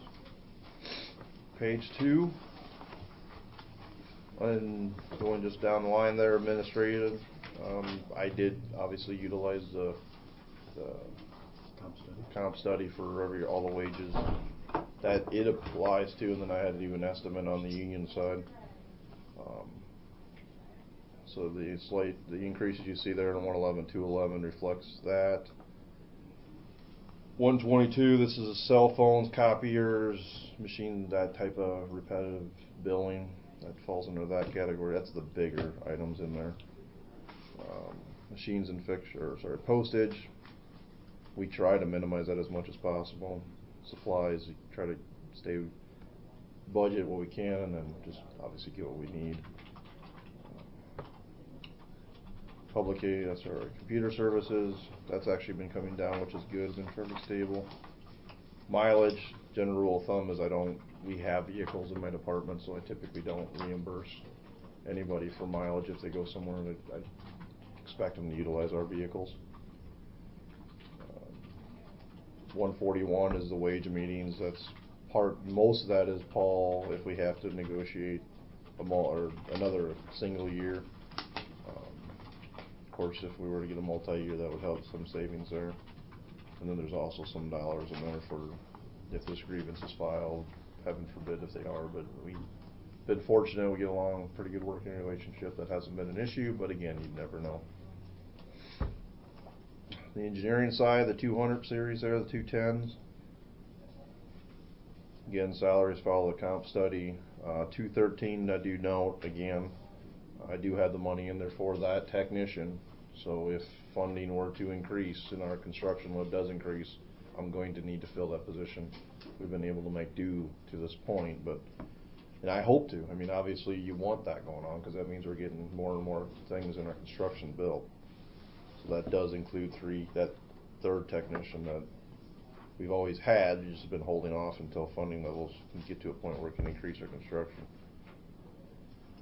Engineering equipment, supplies, again, trying to pretty much, equipment, to note, we did, I was able to secure multiple year deals on some of our software upgrades and whatnot. It pencils out a lot better, so we're in the second and we'll be in the third year coming up of some savings there. So that's why that went from 5,000 down, which is again a good thing. You can see last year to do that I had to pay it up front, all those to get that to happen. So it'll offset itself over the next couple of years. School meeting fees, technician updates. I just had one yesterday in Cedar Rapids, actually, AGS recertification. 241, this is things that we don't do in-house, your archaeological surveys, if we hire a consultant to design a bridge, if we, wetland delineations, forgetting one. Special bridge analysis, that's outside of a bridge inspection. Asbestos testing, that's all into that category. And you can see in the history, like last year we had with the 14, a lot of that was the ER project that we got reimbursed for, and then if we have FEMA events that we can get reimbursed for, we specialize out of house or go out of house with a specialty, and then typically we'll get the majority of that reimbursed. Bridge soundings, I guess, is another one. We got 2 bridges that we're designing right now, Charles Avenue and 210th. So those are the bridge borings that we need to do in order to design it properly. And then the year after that, for 16 is another one. And then 250, the outside engineering. This is bridge inspection primarily. Again, I hope we keep these federal regulations will stabilize out, but Ones we've been dealing with is a scour analysis. They had to do special scour analysis on all of our structures. Anything that's above and beyond our typical just standard bridge inspection goes into there. So what's coming now is we have to have all of our culverts rated for this LRFD method. So obviously there's a cost that's associated with that. So that's why I have it at 60 this year and 60 next year. I'm anticipating hopefully after next year, if we can go back to just doing our normal sequence of inspections, that number will come down drastically, hopefully. The other thing that's above and beyond, like I said, the standard bridge fee is you have a fracture critical bridge, you have to actually inspect each member very tediously. They'll have to bring in special equipment like a snooper truck to do our major river bridges. The high truss down there, they have to bring in like a sky tracks or a scissors lift, depends on exactly what members they got to get to. They'll utilize that. That's above and beyond the standard bridge inspection. That's why that number's a little higher there. So overall, it'll be a slight increase. 300 construction, again, proposed. At this point, because of budgetary reasons, we'll have a little lower construction season than anticipated from this year. Page 2A gives you a further breakdown of the projects. The majority of those are bridge crew. The other one, that 210th Street Bridge, I'm estimating that to be a $400,000 project. We have to front the cost of that, of course, and then get reimbursed 80% from the federal bridge funds. So we have to book it up for, spend it up front, and then you saw at the income side there the reimbursement of the 80%. Hopefully, that's typically been the case, but they're making that even more and more complicated. Not quite as bad as FEMA, but we're causing a concern on my part of the hoops you have to jump through to make sure you maintain federal eligibility on some of these things. Page 2B is just a graphical depiction of those projects. Oak Avenue's carryover from last year. That's currently an under 20-foot structure just northeast of town here. It has a lot of substructure issues. Of course, we already talked about the 210th Street Bridge. That's currently rated at 17 ton for a tandem dump truck. 300 Street over by West Branch is down to 21 ton. That's a fairly new embargo, but it's a very busy road. So that's probably honestly the single. Not why I put it in here. As soon as I saw that come in, I knew I was going to put it in here and propose it anyway, but we've actually received a fair amount of calls on that too. Spicer Avenue took a hit this year too. That's down to 6 tons northeast of Tipton here. Washington Avenue drops from legal to 21 tons. And the Washington, that's the one just east of Bennett, and then the one down by Durant is 11 ton, and that's going back to that level B road. It's on a level A, and there's a house, and then it turns into a level B. Again, we wouldn't have had the flooding last year. I think very confident we had at least 2 of these knocked out last year, but unfortunately that set us back on the bridge crew side too. Washington Avenue, did you say that was an embargoed one, or what are you doing with that? Yeah, the one that's just north of Durant, just north of 310th Street, that's 11 ton. All of our numbers are showing that structure is actually grossly oversized, so we'll be able to reduce the size of that down to, if I remember right, it's a 30 or 32 foot long single span, kind of our standard bridge. Versus right now it's a 2 span, and I'm not sure why, because you have a box culvert going underneath I-80. So no, they're big box culvert, but still, my initial preliminary hydraulic analysis doesn't show it needed to be that large. And talking with the residents down there, they concur. The water kind of comes up and really spreads out anyway. Not sure why they ever. It'd be pure speculation on why they have it such long. Whether they a lot of times they reuse steel, and that just happens to be what they've had and whatnot in the past. Is that the one by Wayne Holst? No, that's south. This would be. This would be right by Dale Trady and. Yeah. I think that's. Graves has some ground down there. Yeah. I know. And then I'm trying to think, who's in that other house?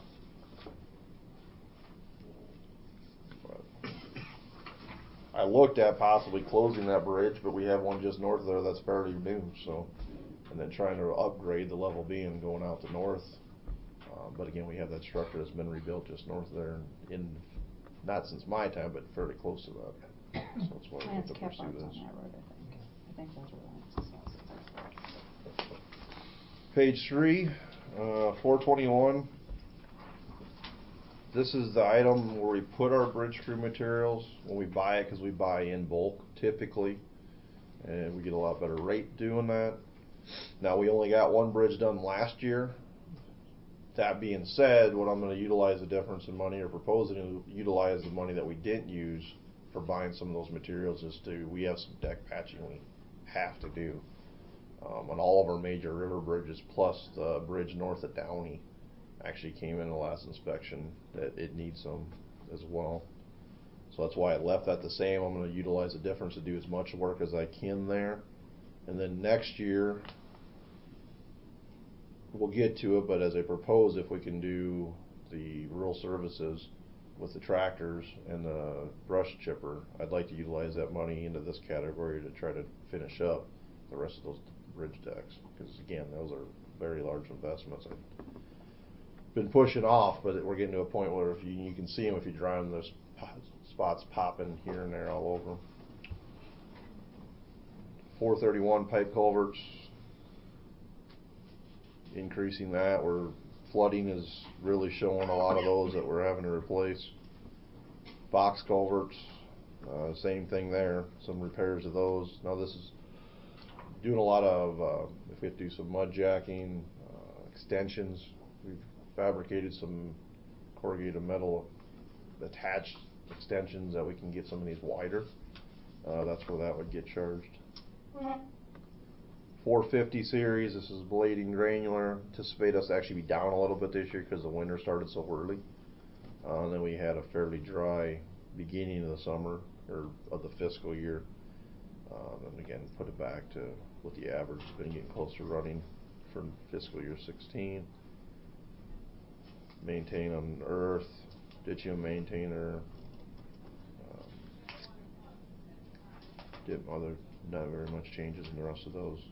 Surface maintenance, granular for this current fiscal year. You can see I propose to go to $1,000,005. That's again primarily due to the FEMA funding. We put the rock down in July. That I wanted to make sure. I felt it was important to get that money that we're going to hopefully get reimbursed from FEMA, put it back in our resurfacing program to counteract the money we had to take away from that to actually fix all the areas back in July. And hoping to increase the rock budget another $100,000 next year from the original budget, not from the $1,000,005.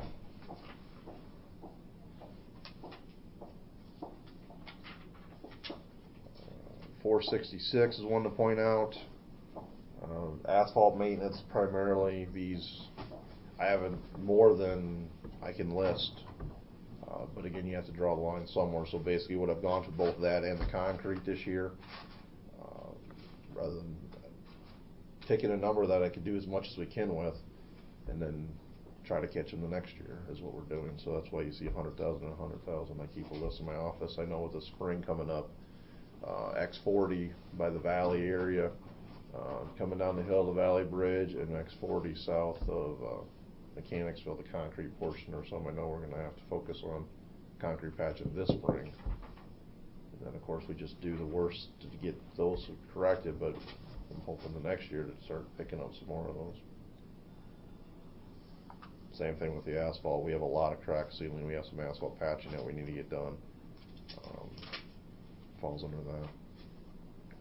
480 roadside maintenance, ditch cleaning. Hopefully having two stable crews now, we can even get more done ditching this year. We had a pretty good year last year.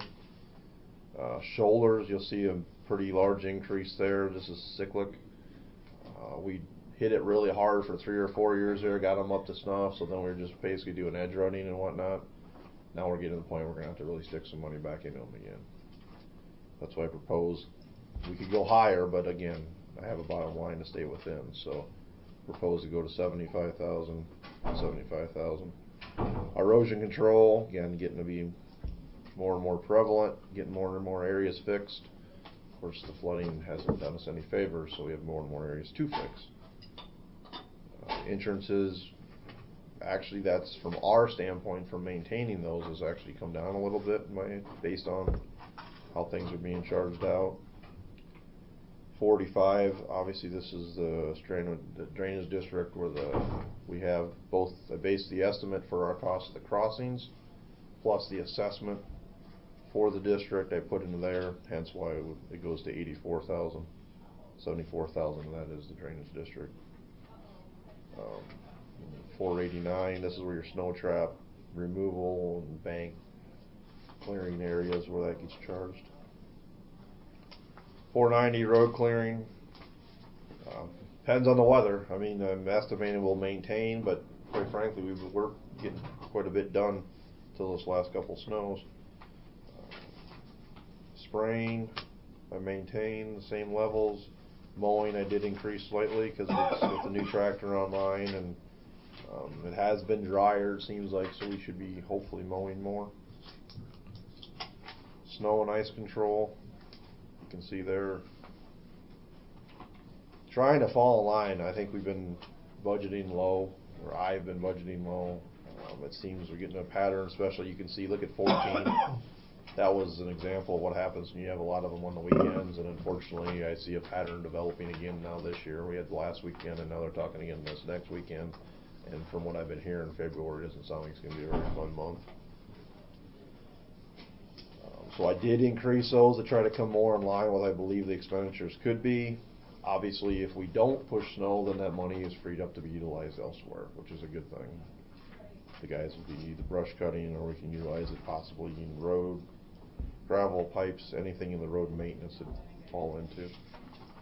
The bigger one there also is 524. You'll see originally I had budgeted 80,000 for this current fiscal year. We were doing this time last year. Then we had all the weekends had the salt shortage. We actually spent our contract, and then what else I could get. So we went into this year almost empty on the salt side. What I generally try to do is go and end the fiscal year, ideally, is to have enough salt contract to be full. So it took us 800 ton just to get up to the mix side, plus that includes 600 brand new on our east side straight salt. So essentially we ended up doubling. I booked or contracted out 1,500 ton of salt. We can go 10% over that or 70% less than that. I budgeted for right at the 1,500 for the estimate for this year, because again I want to try to get full so we don't keep chasing our tail to try to get caught up. That's why you'll see next year obviously is a lot lower than it was this year, but anticipating to be higher because currently we're paying $78 a ton for salt. We used to we were around 700 ton.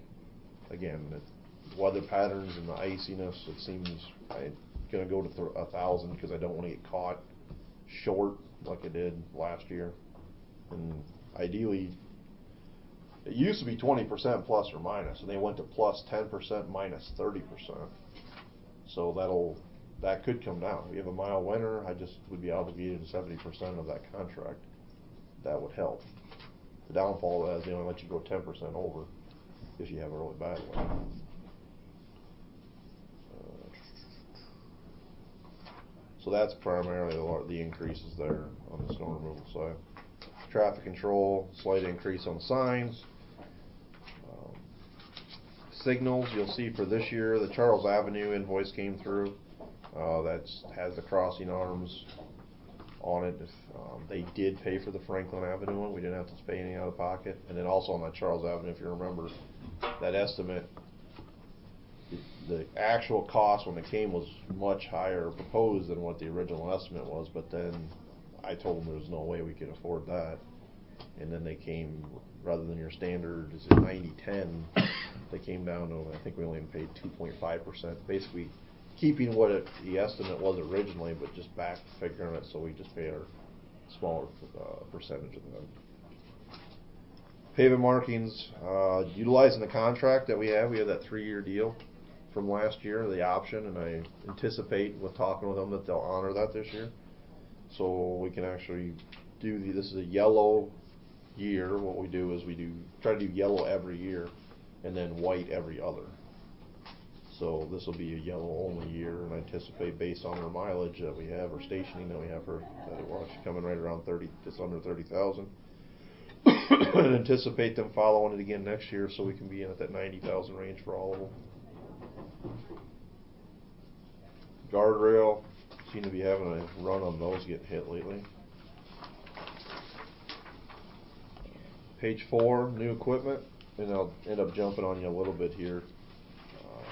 Again, proposed, I have everything that I'd like to purchase that's still, again, within the budget realm. Maintaining the 2 trucks that we got this year, which, by the way, I know one is in for sure. My daughter played basketball in Dubuque, and being the nerd I am, I pulled them in a lot.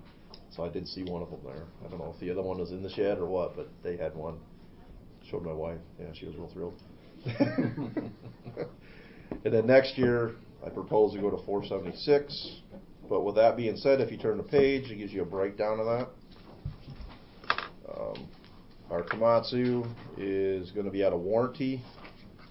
It currently is in the shop right now, completely broke apart because we had a drive shaft break, and they have to remove the transmission in order to fix that. It's quite a deal, but the good news is it is under warranty. Bad news is that warranty will be up in July. So I'd like to, while we have value in that machine, trade that. Obviously it's a little out of order than I typically like to do, but we did that with our last one as well. The dump truck, we have a unit 327, has some frame issues, which is fairly common with what we do. But that particular truck has a very strong powertrain in it. The guys really like it. What we're proposing to do in this case, because we have the transmission has been rebuilt recently. So what we're proposing to do is called a glider kit. And if you all know about this, I don't mean to be redundant, but it's what you can do is you can get a manufacturer to build you basically a whole new truck, except you utilize your powertrain.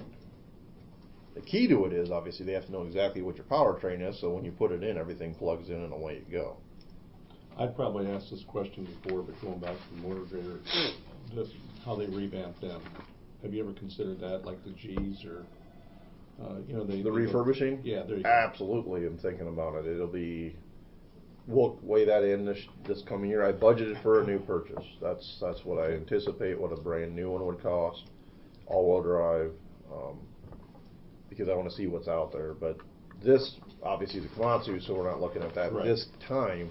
But I will entertain if we can find another really good used H, like we really lucked into last time. You don't have any G's left, or the We do have 2. We still have those G's as spares. Do they do those? Revamp those or not? I think they could, but I'm not sure you'd get the value out of it. They've been great machines, but it's not quite the same as what the value you get out of refurbishing an H. Some counties have done H's, Delaware, Jackson. I know there's been more, but I know Fair, Jefferson, where I came from before here. I know all 3 of those have done. And isn't there two things? They give you 2 options on that. You have to kind of refresh. Yeah, well, there's actually quite a few. You got the CAT, you have the official CAT authorized rebuild. So it's CAT behind it, and then alt offer. Yep, it depends on which one you get. There's basically powertrain and powertrain plus, the powertrain plus, and then the complete rebuild. Complete rebuild, they actually issue you a whole new serial number. But obviously, and it looks like a brand new machine when you get it, but there's a pretty steep cost on that. So it gets tough to justify, in my mind, to do the complete full rebuild when you get such a discount on a new one. Okay. What I was looking into, or probably going to proceed with, hopefully, on at least a couple of machines down the road, is the powertrain plus. With the one engineers I've talked to that have done that, they go through the full powertrain, and then you add the plus to go through some of the hydraulic components. You want to pick up some of them other things that are still wearable that you want to have complete. But there could be, based on the other numbers, it could very well be a good possibility. Plus, we know what we have. The ones we have in our fleet have been very good machines. Sure. What about the rebuild warranty over the new? That's the other part. Usually maybe a year on the rebuild. Carry on. That's fine. The rebuild's typically about a year versus Of course, your new machine, we can go 70 or 7,500 hours, and that's what we've really gone to with these That's newer worth a lot machines. right there, too. Yeah, so it definitely weighs into it. Are you considering, and not to take up a bunch of your time, are you No, it's considering fine. the used, like you did at one time? We'll see what's available. I mean, yeah, That I was can really get into good an deal. H that has, what do we have? It was under 400 hours, It if I was remember right. incredible. If I could find another one of those that has a snow package just like the last one, absolutely. If not, I mean, yeah, we'll see what's I got a out couple there. located over in Taiwan for you. I couldn't get those tickets. I had my passport. I know that.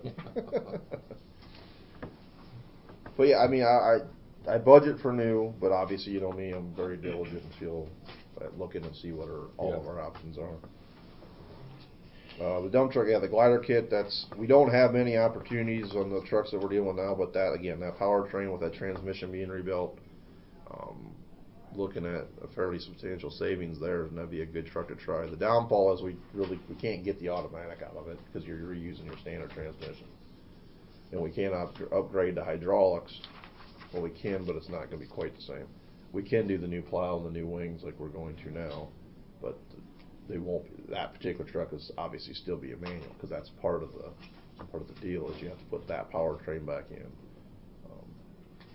So that's one truck that we'd like to try.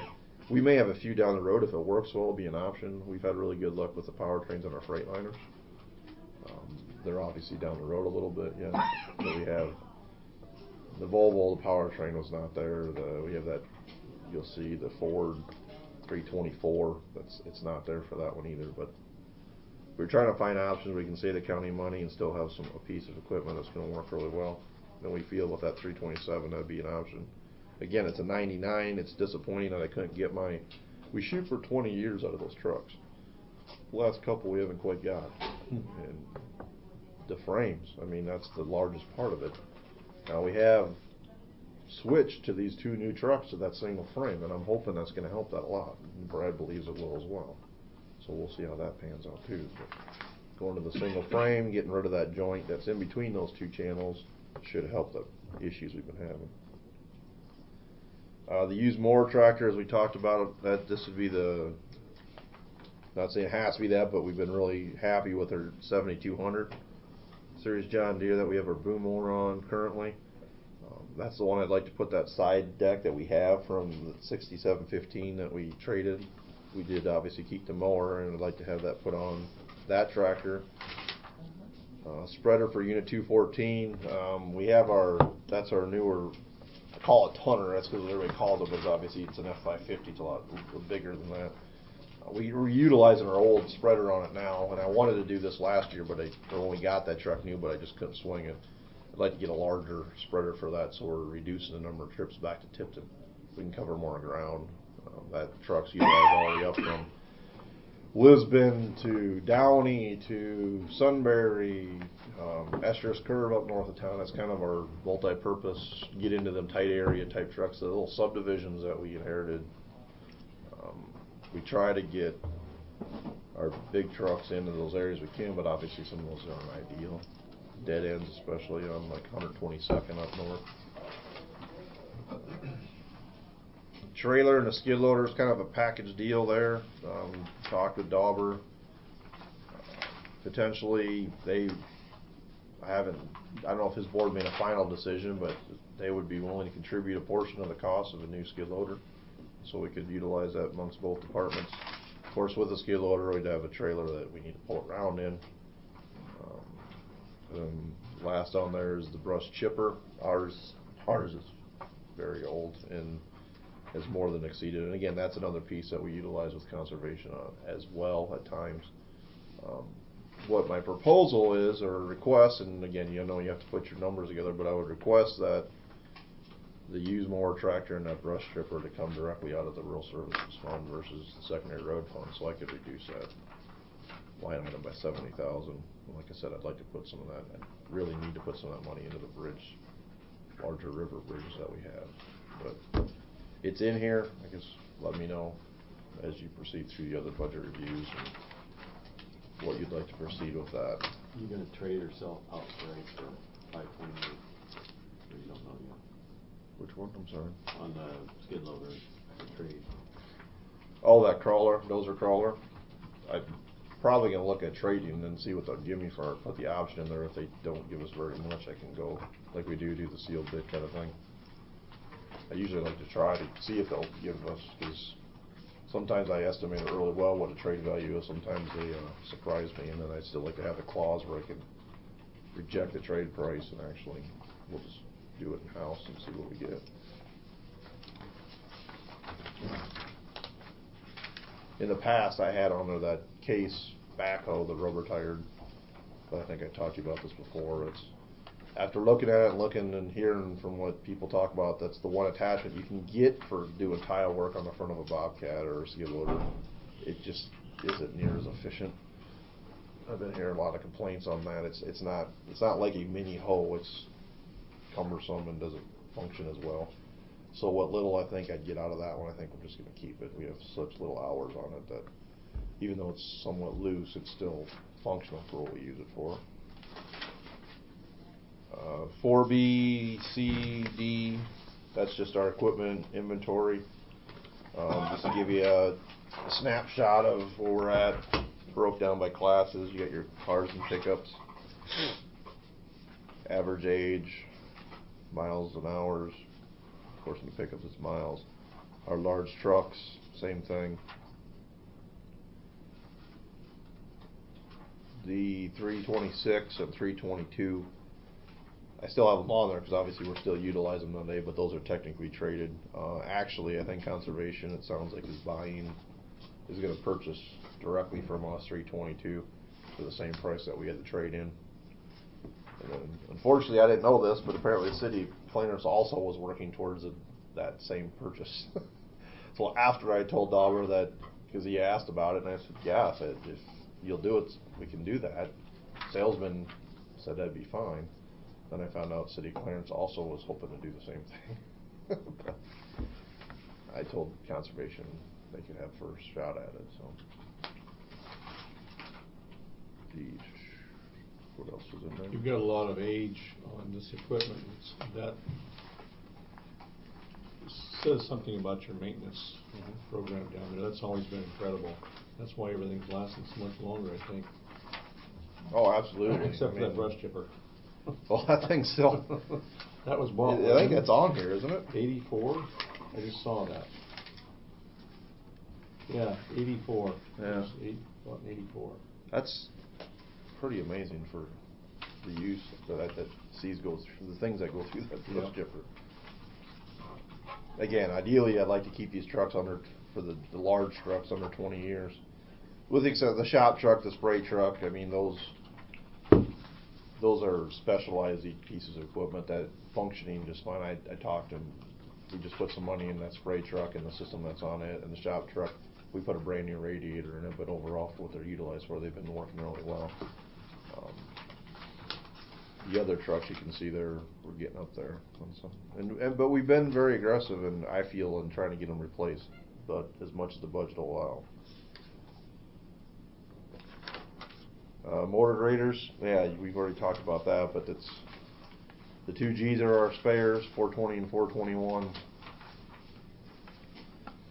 I'm really getting close. This is where this gets to be a hard decision. I'm getting really close. You see on 424, 25, 26. The general rule of thumb is 14 to 16,000 hours you want to watch. Because ideally, in a perfect situation, you do a rebuild before you have like an engine or a transmission or something like that to go. I had a way to have the whole system, and that's why I really feel strongly we need to get 431 down the road. And then next year we're going to have to look at some options to see. We're right there, but again, obviously I can't afford to do 431 and then 3 refurbished 3Hs. The money's just not there. Unfortunately, I got some bad news this morning too on 430. We had some experiencing some power loss on that motor grader, and they did a bunch of testing. We did what we could, and we just charged everything we could and replaced a few things. But basically, it sounds like that engine isn't there yet, but it's getting close to being overhauled. Toby's out of Clarence. That's right. These other ones, we don't. again, not to get into debate cat, deer, Komatsu, but those cats are going 14, 15, 16,000 hours and not having the issues. And that bee that we had, what, 2 rebuilds before we hit 15,000 hours for sure, if not before 12, if I remember right. That CH, we had a similar issue, and now, unfortunately, I was hoping, I was fairly optimistic they had it figured out with the D, but it doesn't sound like it. Loaders, the old case, basically that's our backup machine. That's one that we utilize a lot out in the field with the broom. It works, it's functional, but it's getting to that point. That's, if we get the skid loader, that's going to help alleviate that a lot. And then 531, although it's a 99, we have put new tires on, which are very expensive. We had a cab issue, we had to rebuild that too, and we've done some work on the fuel tank. Mowers, you can see there, 525 is the one I want to take. Well, we'll see what we can get for it, but I'd like to get that out of the system. That has that smaller mower on it, and then utilize that 7200 that I was talking about and put that in fleet instead. Excavators, the Great All, 529. They're great pieces of equipment, but they're also expensive. So that's probably going to have to be addressed next year, one way, shape, or form. But again, I just can't swing that in this year's budget. Cranes, again, a testament to the maintenance schedule here. They've been really maintaining those really well. We keep passing our inspections, and as long as those doing that, we'll keep utilizing them. Dozers, that 4 needs to go. It's the same thing. We just undercarriage and power issues, but again, I just can't afford to replace it. 528 is the one that we talked about. That'll be either traded or sold outright. You can see our 533 is almost a frontline machine, or it is a frontline dozer now. That's 6. We utilize it when we can, but it doesn't get quite the use as the 533. And then, of course, our trailer inventory, just for informational purposes. So, and then if you could, this is where I jump you back. If we could go back to page 4, to proceed down through the rest.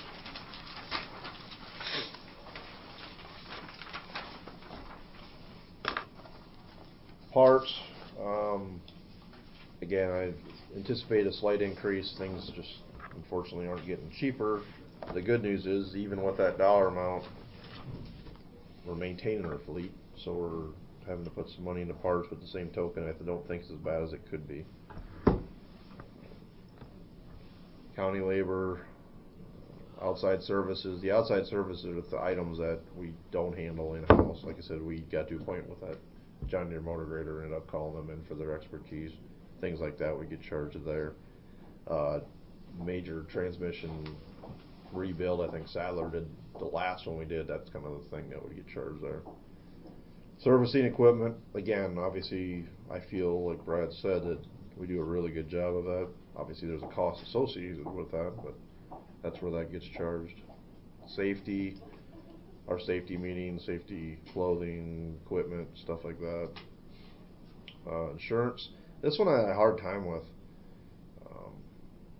They had us originally budget quite a bit last year. We, of course, didn't have to go that with the discounts and whatnot.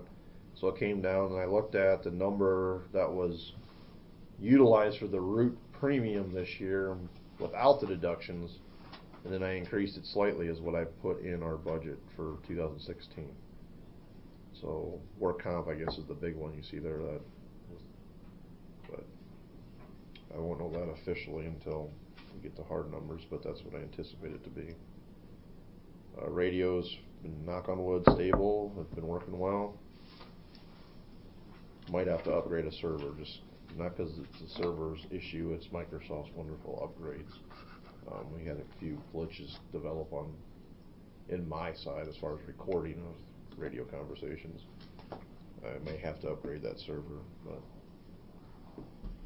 Gasoline, again, the good news is coming down, and from what I've been hearing and estimating and based on futures, should stay down for a little while. So I anticipate actually ending this year out much lower than last year, and then not quite. Again, everything I've been seeing says we should at least have lower prices all the way through till next winter. So that's reflected there. Same thing with the diesel. We didn't book this last year, and again, I usually do every year, but this last year we didn't, and it actually worked out. We'll see what these prices do, and I'll see if I see any fluctuation. I was more trying to lock it in, but right now I think we just want to keep purchasing off of market value. Oil, that one, you'd think with oil prices coming down, that one would drop as well, but that doesn't seem to follow quite as fast as the fuel. Grease, tires and tubes, again, those over the years has been going up. We're getting close, I think, to having a pretty good handle on our tire usage. Have a few. It's running about $7,000 to $10,000 for a set of motor grader tires, just to put it in perspective. It's pretty crazy. And I mean, a lot of you know that already, but it's those loader tires were over $1,000 a piece. Granted, that's a large tire, but still, it's just. What do they cost to dispose of them when they're taking the landfill? Some of them we can get actually paid for. They'll recap some of them and actually give us some value for some of those. Others, yeah, we have to pay, take them out, and have them disposed of. They can be fairly pricey, $500–600. How long are you seeing the grader tires last in the average? And of course, I know you do different ones, but we were just talking about this morning. 3–4 years. I don't want to tell you I'm wrong. It's typical. I know that's the average, but I had an hours right in my head, and I just left. That's all right. We went for Michelin Snow Pluses, these Titans. We were really happy with. We were getting the same life out of it. We had one issue with the tire, and that's why I came up this morning. We have one that actually blew out the side. Didn't get hit. It was on the right rear tandem all the way back, and we're in snow removal operation, so there wasn't anything there. It's not like you can hit that tire with your blade. And then the tread was wearing odd on it too. But up till that one tire, we've been getting equal wear than the Michelin Snow Pluses for a couple $100 less. So that's what we were pursuing, but now I'll have to watch that, and hopefully that's not a trend. Yeah, everything else you can see they were pretty standard, pretty static quo. Hydraulic oil, again, we got some new trucks coming, so you're building them new, you're going to have to do that initial fill, so I anticipate more costs there. Sundry, this is our LP costs and whatnot. Phone bills, cleaning supplies, things of that nature fall into that. Primarily the large majority of that whole function code is all LP. And we contract it for typically every year. $44.4 I think we had this year. Hand tools, status quo again, just get what we need. I mean, there's other things that we'd like to get, but trying to keep an even keel on that. Shop tools, same thing. Culverts, I do have to increase the line item on that as well. With the flooding, we've had some larger structures get washed out. We found that are undermined or corroded out on the bottom, so of course some larger structure and it costs more. Structural steel increased some because of the truck we're going to be building as well. So to jump over to page 5, that I pretty much stayed status quo all the way down with the exception of seeds and fertilizers. Got really aggressive. We've doubled our seed mix. We're increasing our mulch rates. We've had very good success with that, I feel, this year. A lot better growth rates on our areas that we're doing. So anticipate following through with that the rest of this year and again next year. And then buildings and grounds. This year you can see went from 8 to 16. You probably saw that invoice go through. We had our boiler shop had to be repaired. We actually didn't pass inspection. And originally, based on the original estimate, I was going to replace it until I found out what the new ones cost. So we were looking over $20–$25,000 for a whole new unit, where I think we had this one repaired for $10–12,000. They broke it all the way down, had each section off, replaced 3 of the sections, resealed the whole thing. We did bring it up to current safety code, even though it was just a repair. But we did run a emergency shut-off switch at the front of the building. So that should be good for a long, long time. And then grounds, we have some shop repairs. Again, I budgeted just 30,000 or 25 this year, 30. I didn't get to it yet this year, but our main shop area, if you see our lot on the side and both in front, is in disrepair. Basically, just do as much as we can that we have money for, and then do it in sections, and then we'll just pick up another piece. I'm hoping to do that with some local forces, because we have a couple of guys on staff that are, when I hired them by trade, are concrete guys doing them. So can I ask a question about the infrared? Is it with the heaters, the outsheds? How many of those you have? Do you have one? Radiant? Yeah, radiant. It'd be everything but Springdale and the outsheds. So how are they working out as far as? Really well. They're not very efficient buildings. And you've been down there, we put as much insulation in the attic as we can, and the Mechanicsville's just not a good building. But it's something you should probably continue with, like upgrading. Yeah, Springdale has, just before we started going to that's a newer unit, but when the day comes and that has to be replaced, I would definitely consider doing that again there. Now the one blade shed that's over in our yard, obviously I don't want to put the investment in that building. Well, somebody was saying, I think when they got it in Sunbury, that you had to keep the units clean up on top because of the smoke. Is that right? I haven't seen any issues with it. Okay. Yeah, we have all ball come in, or have the furnaces gone through every year. So make sure that we don't have any issues develop, obviously. Right. But no, it's spot heating. It's not, obviously you're not heating the whole building necessarily, you're heating the object underneath it, which helps a lot. And that was the learning curve to get the guys over, because if you're over on this side of the yard, or the building, the units are put up, and almost all of them are put above where the equipment is, obviously intentionally. So, but yeah, I've been really happy with those. Going up to 691, Rob, seed and fertilizer? Yes, sir. Does that include the cost that you had anticipated that you were going to participate in the Stanwood Drainage District? Yes, that's part of the increase there too. That'll fall within that. Because you were going to do the seeding. Yep, it won't be, quite frankly, that'll be a small job but for us. That's included in that, right? Yes, yep, that'll be in there. So yeah, that's my department in a nutshell. Is there any questions, concerns? You know my number, or feel free to call me if you do. Please let me know if you proceed with the rural services request. Go from there. Hopefully we'll have some good news from legislators that will help that situation. Ideally, I like to see the rock budget at that $1.5 million. Ideally, $1.6 million, $1.7 million. Try until we get caught up and get some structure back in the roads. Of course, we've discussed bridges a lot in the past. Just some fun facts. Not that they're real fun, but 30% of our bridges in Cedar County are structurally deficient or functionally obsolete, but the majority of ours here are structurally deficient. 74 are structurally deficient, 4 are functionally obsolete. So. You think you go with the same size rock this year that you did last year? We'll look at the 1 inch. We're not going to go with the modified for resurfacing. My intent is to use a modified for frost. Depends what the spring brings us. That was like a 2-year plan is what I did, and I already told the quarries put up a majority of 1 inch, some Class A, then some modified too for the spring. And how are your frost boils going to do this year? Golden. Ask me in May. Yeah. So, I was gonna have a utility permit for me. I have a little odd.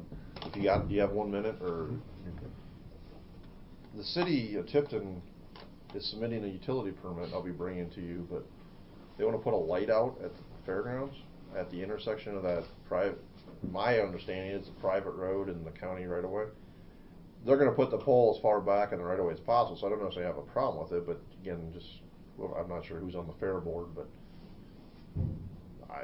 it was an odd request. I'll facilitate it, putting a light on the country on the edge of town, I don't have a problem with. And again, I'll bring that permit for you for review, but. You're talking like a street light? Yeah, they're going to put it right on the corner, right, there's a foam pedestal there. They got two, I saw the one set of flags, he said there's another set in the bottom, I think it got covered with snow, so I have to go back and relook at it before I bring it to you.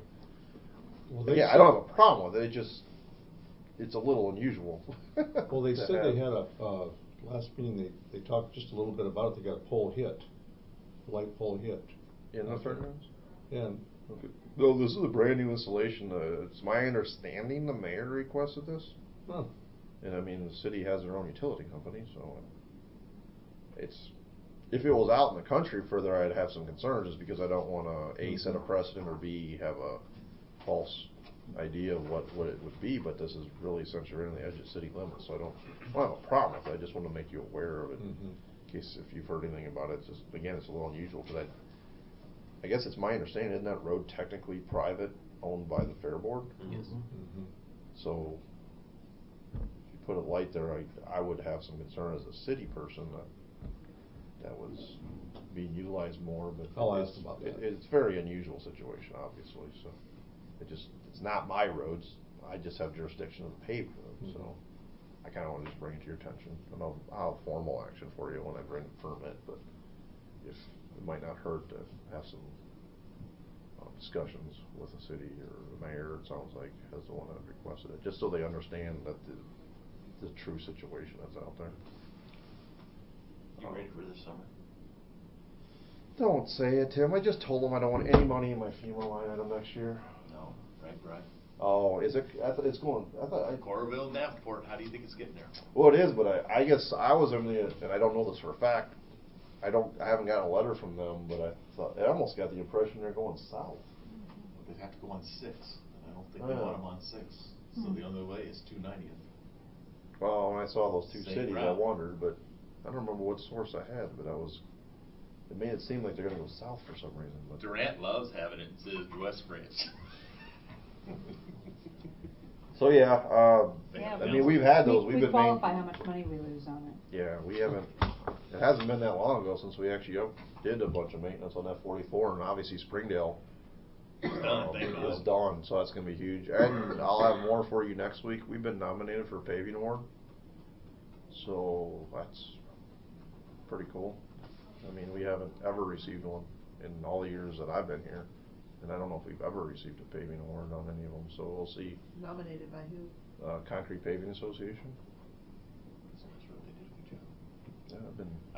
I just brought that up too because I don't think everybody remembers how much OT that law enforcement had to put in because they have to stay there all day. And Well, what they do, my concern when that, obviously, I'm not against RAGBRAI, but they do tend to show up and they give me a letter and say, these are our areas of concern, we expect you to do this, this, this, and this. I would wish there was a little more on your dime front work done on that before they pick their route to say, hey, is this really a good road for us to be going down? Well, and then you've got the big cities who are the overnight towns that are the main benefiting community. Yep. They have more resources, and then you've got small communities who some don't even have law enforcement or public works. And then you've got other towns that they maybe have them, but they don't make enough back being just a restroom stop to make it pay. So, yeah, I did see the So, towns, and yeah, I don't know why I was thinking that, but for some reason I felt they might be swinging south this time instead of coming straight across. Maybe it was a wishful thought. Yeah, I wish the same thing, honestly. Did Russell come in Thursday for this? The 30th looks like your prior date. Yeah, I'll check. This Thursday? They're going to be what meeting time? Thursday. 8:30? I'll check and let you know for sure.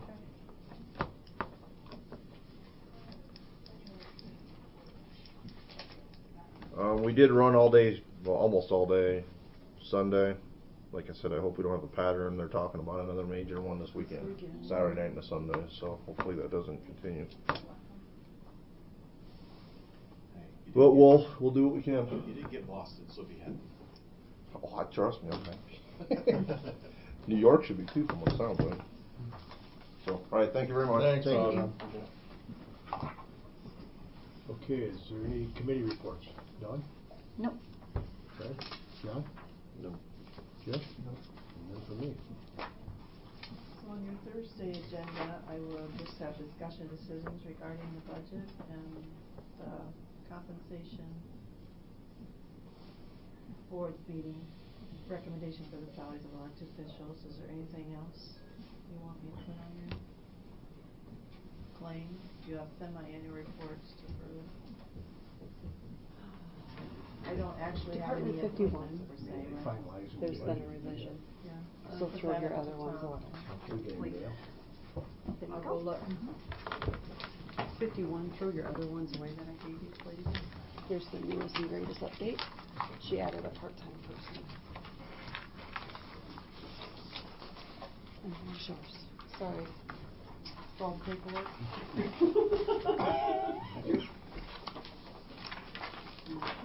Nobody told me how much fun this job was. We haven't even started. I know. Wait till Thursday.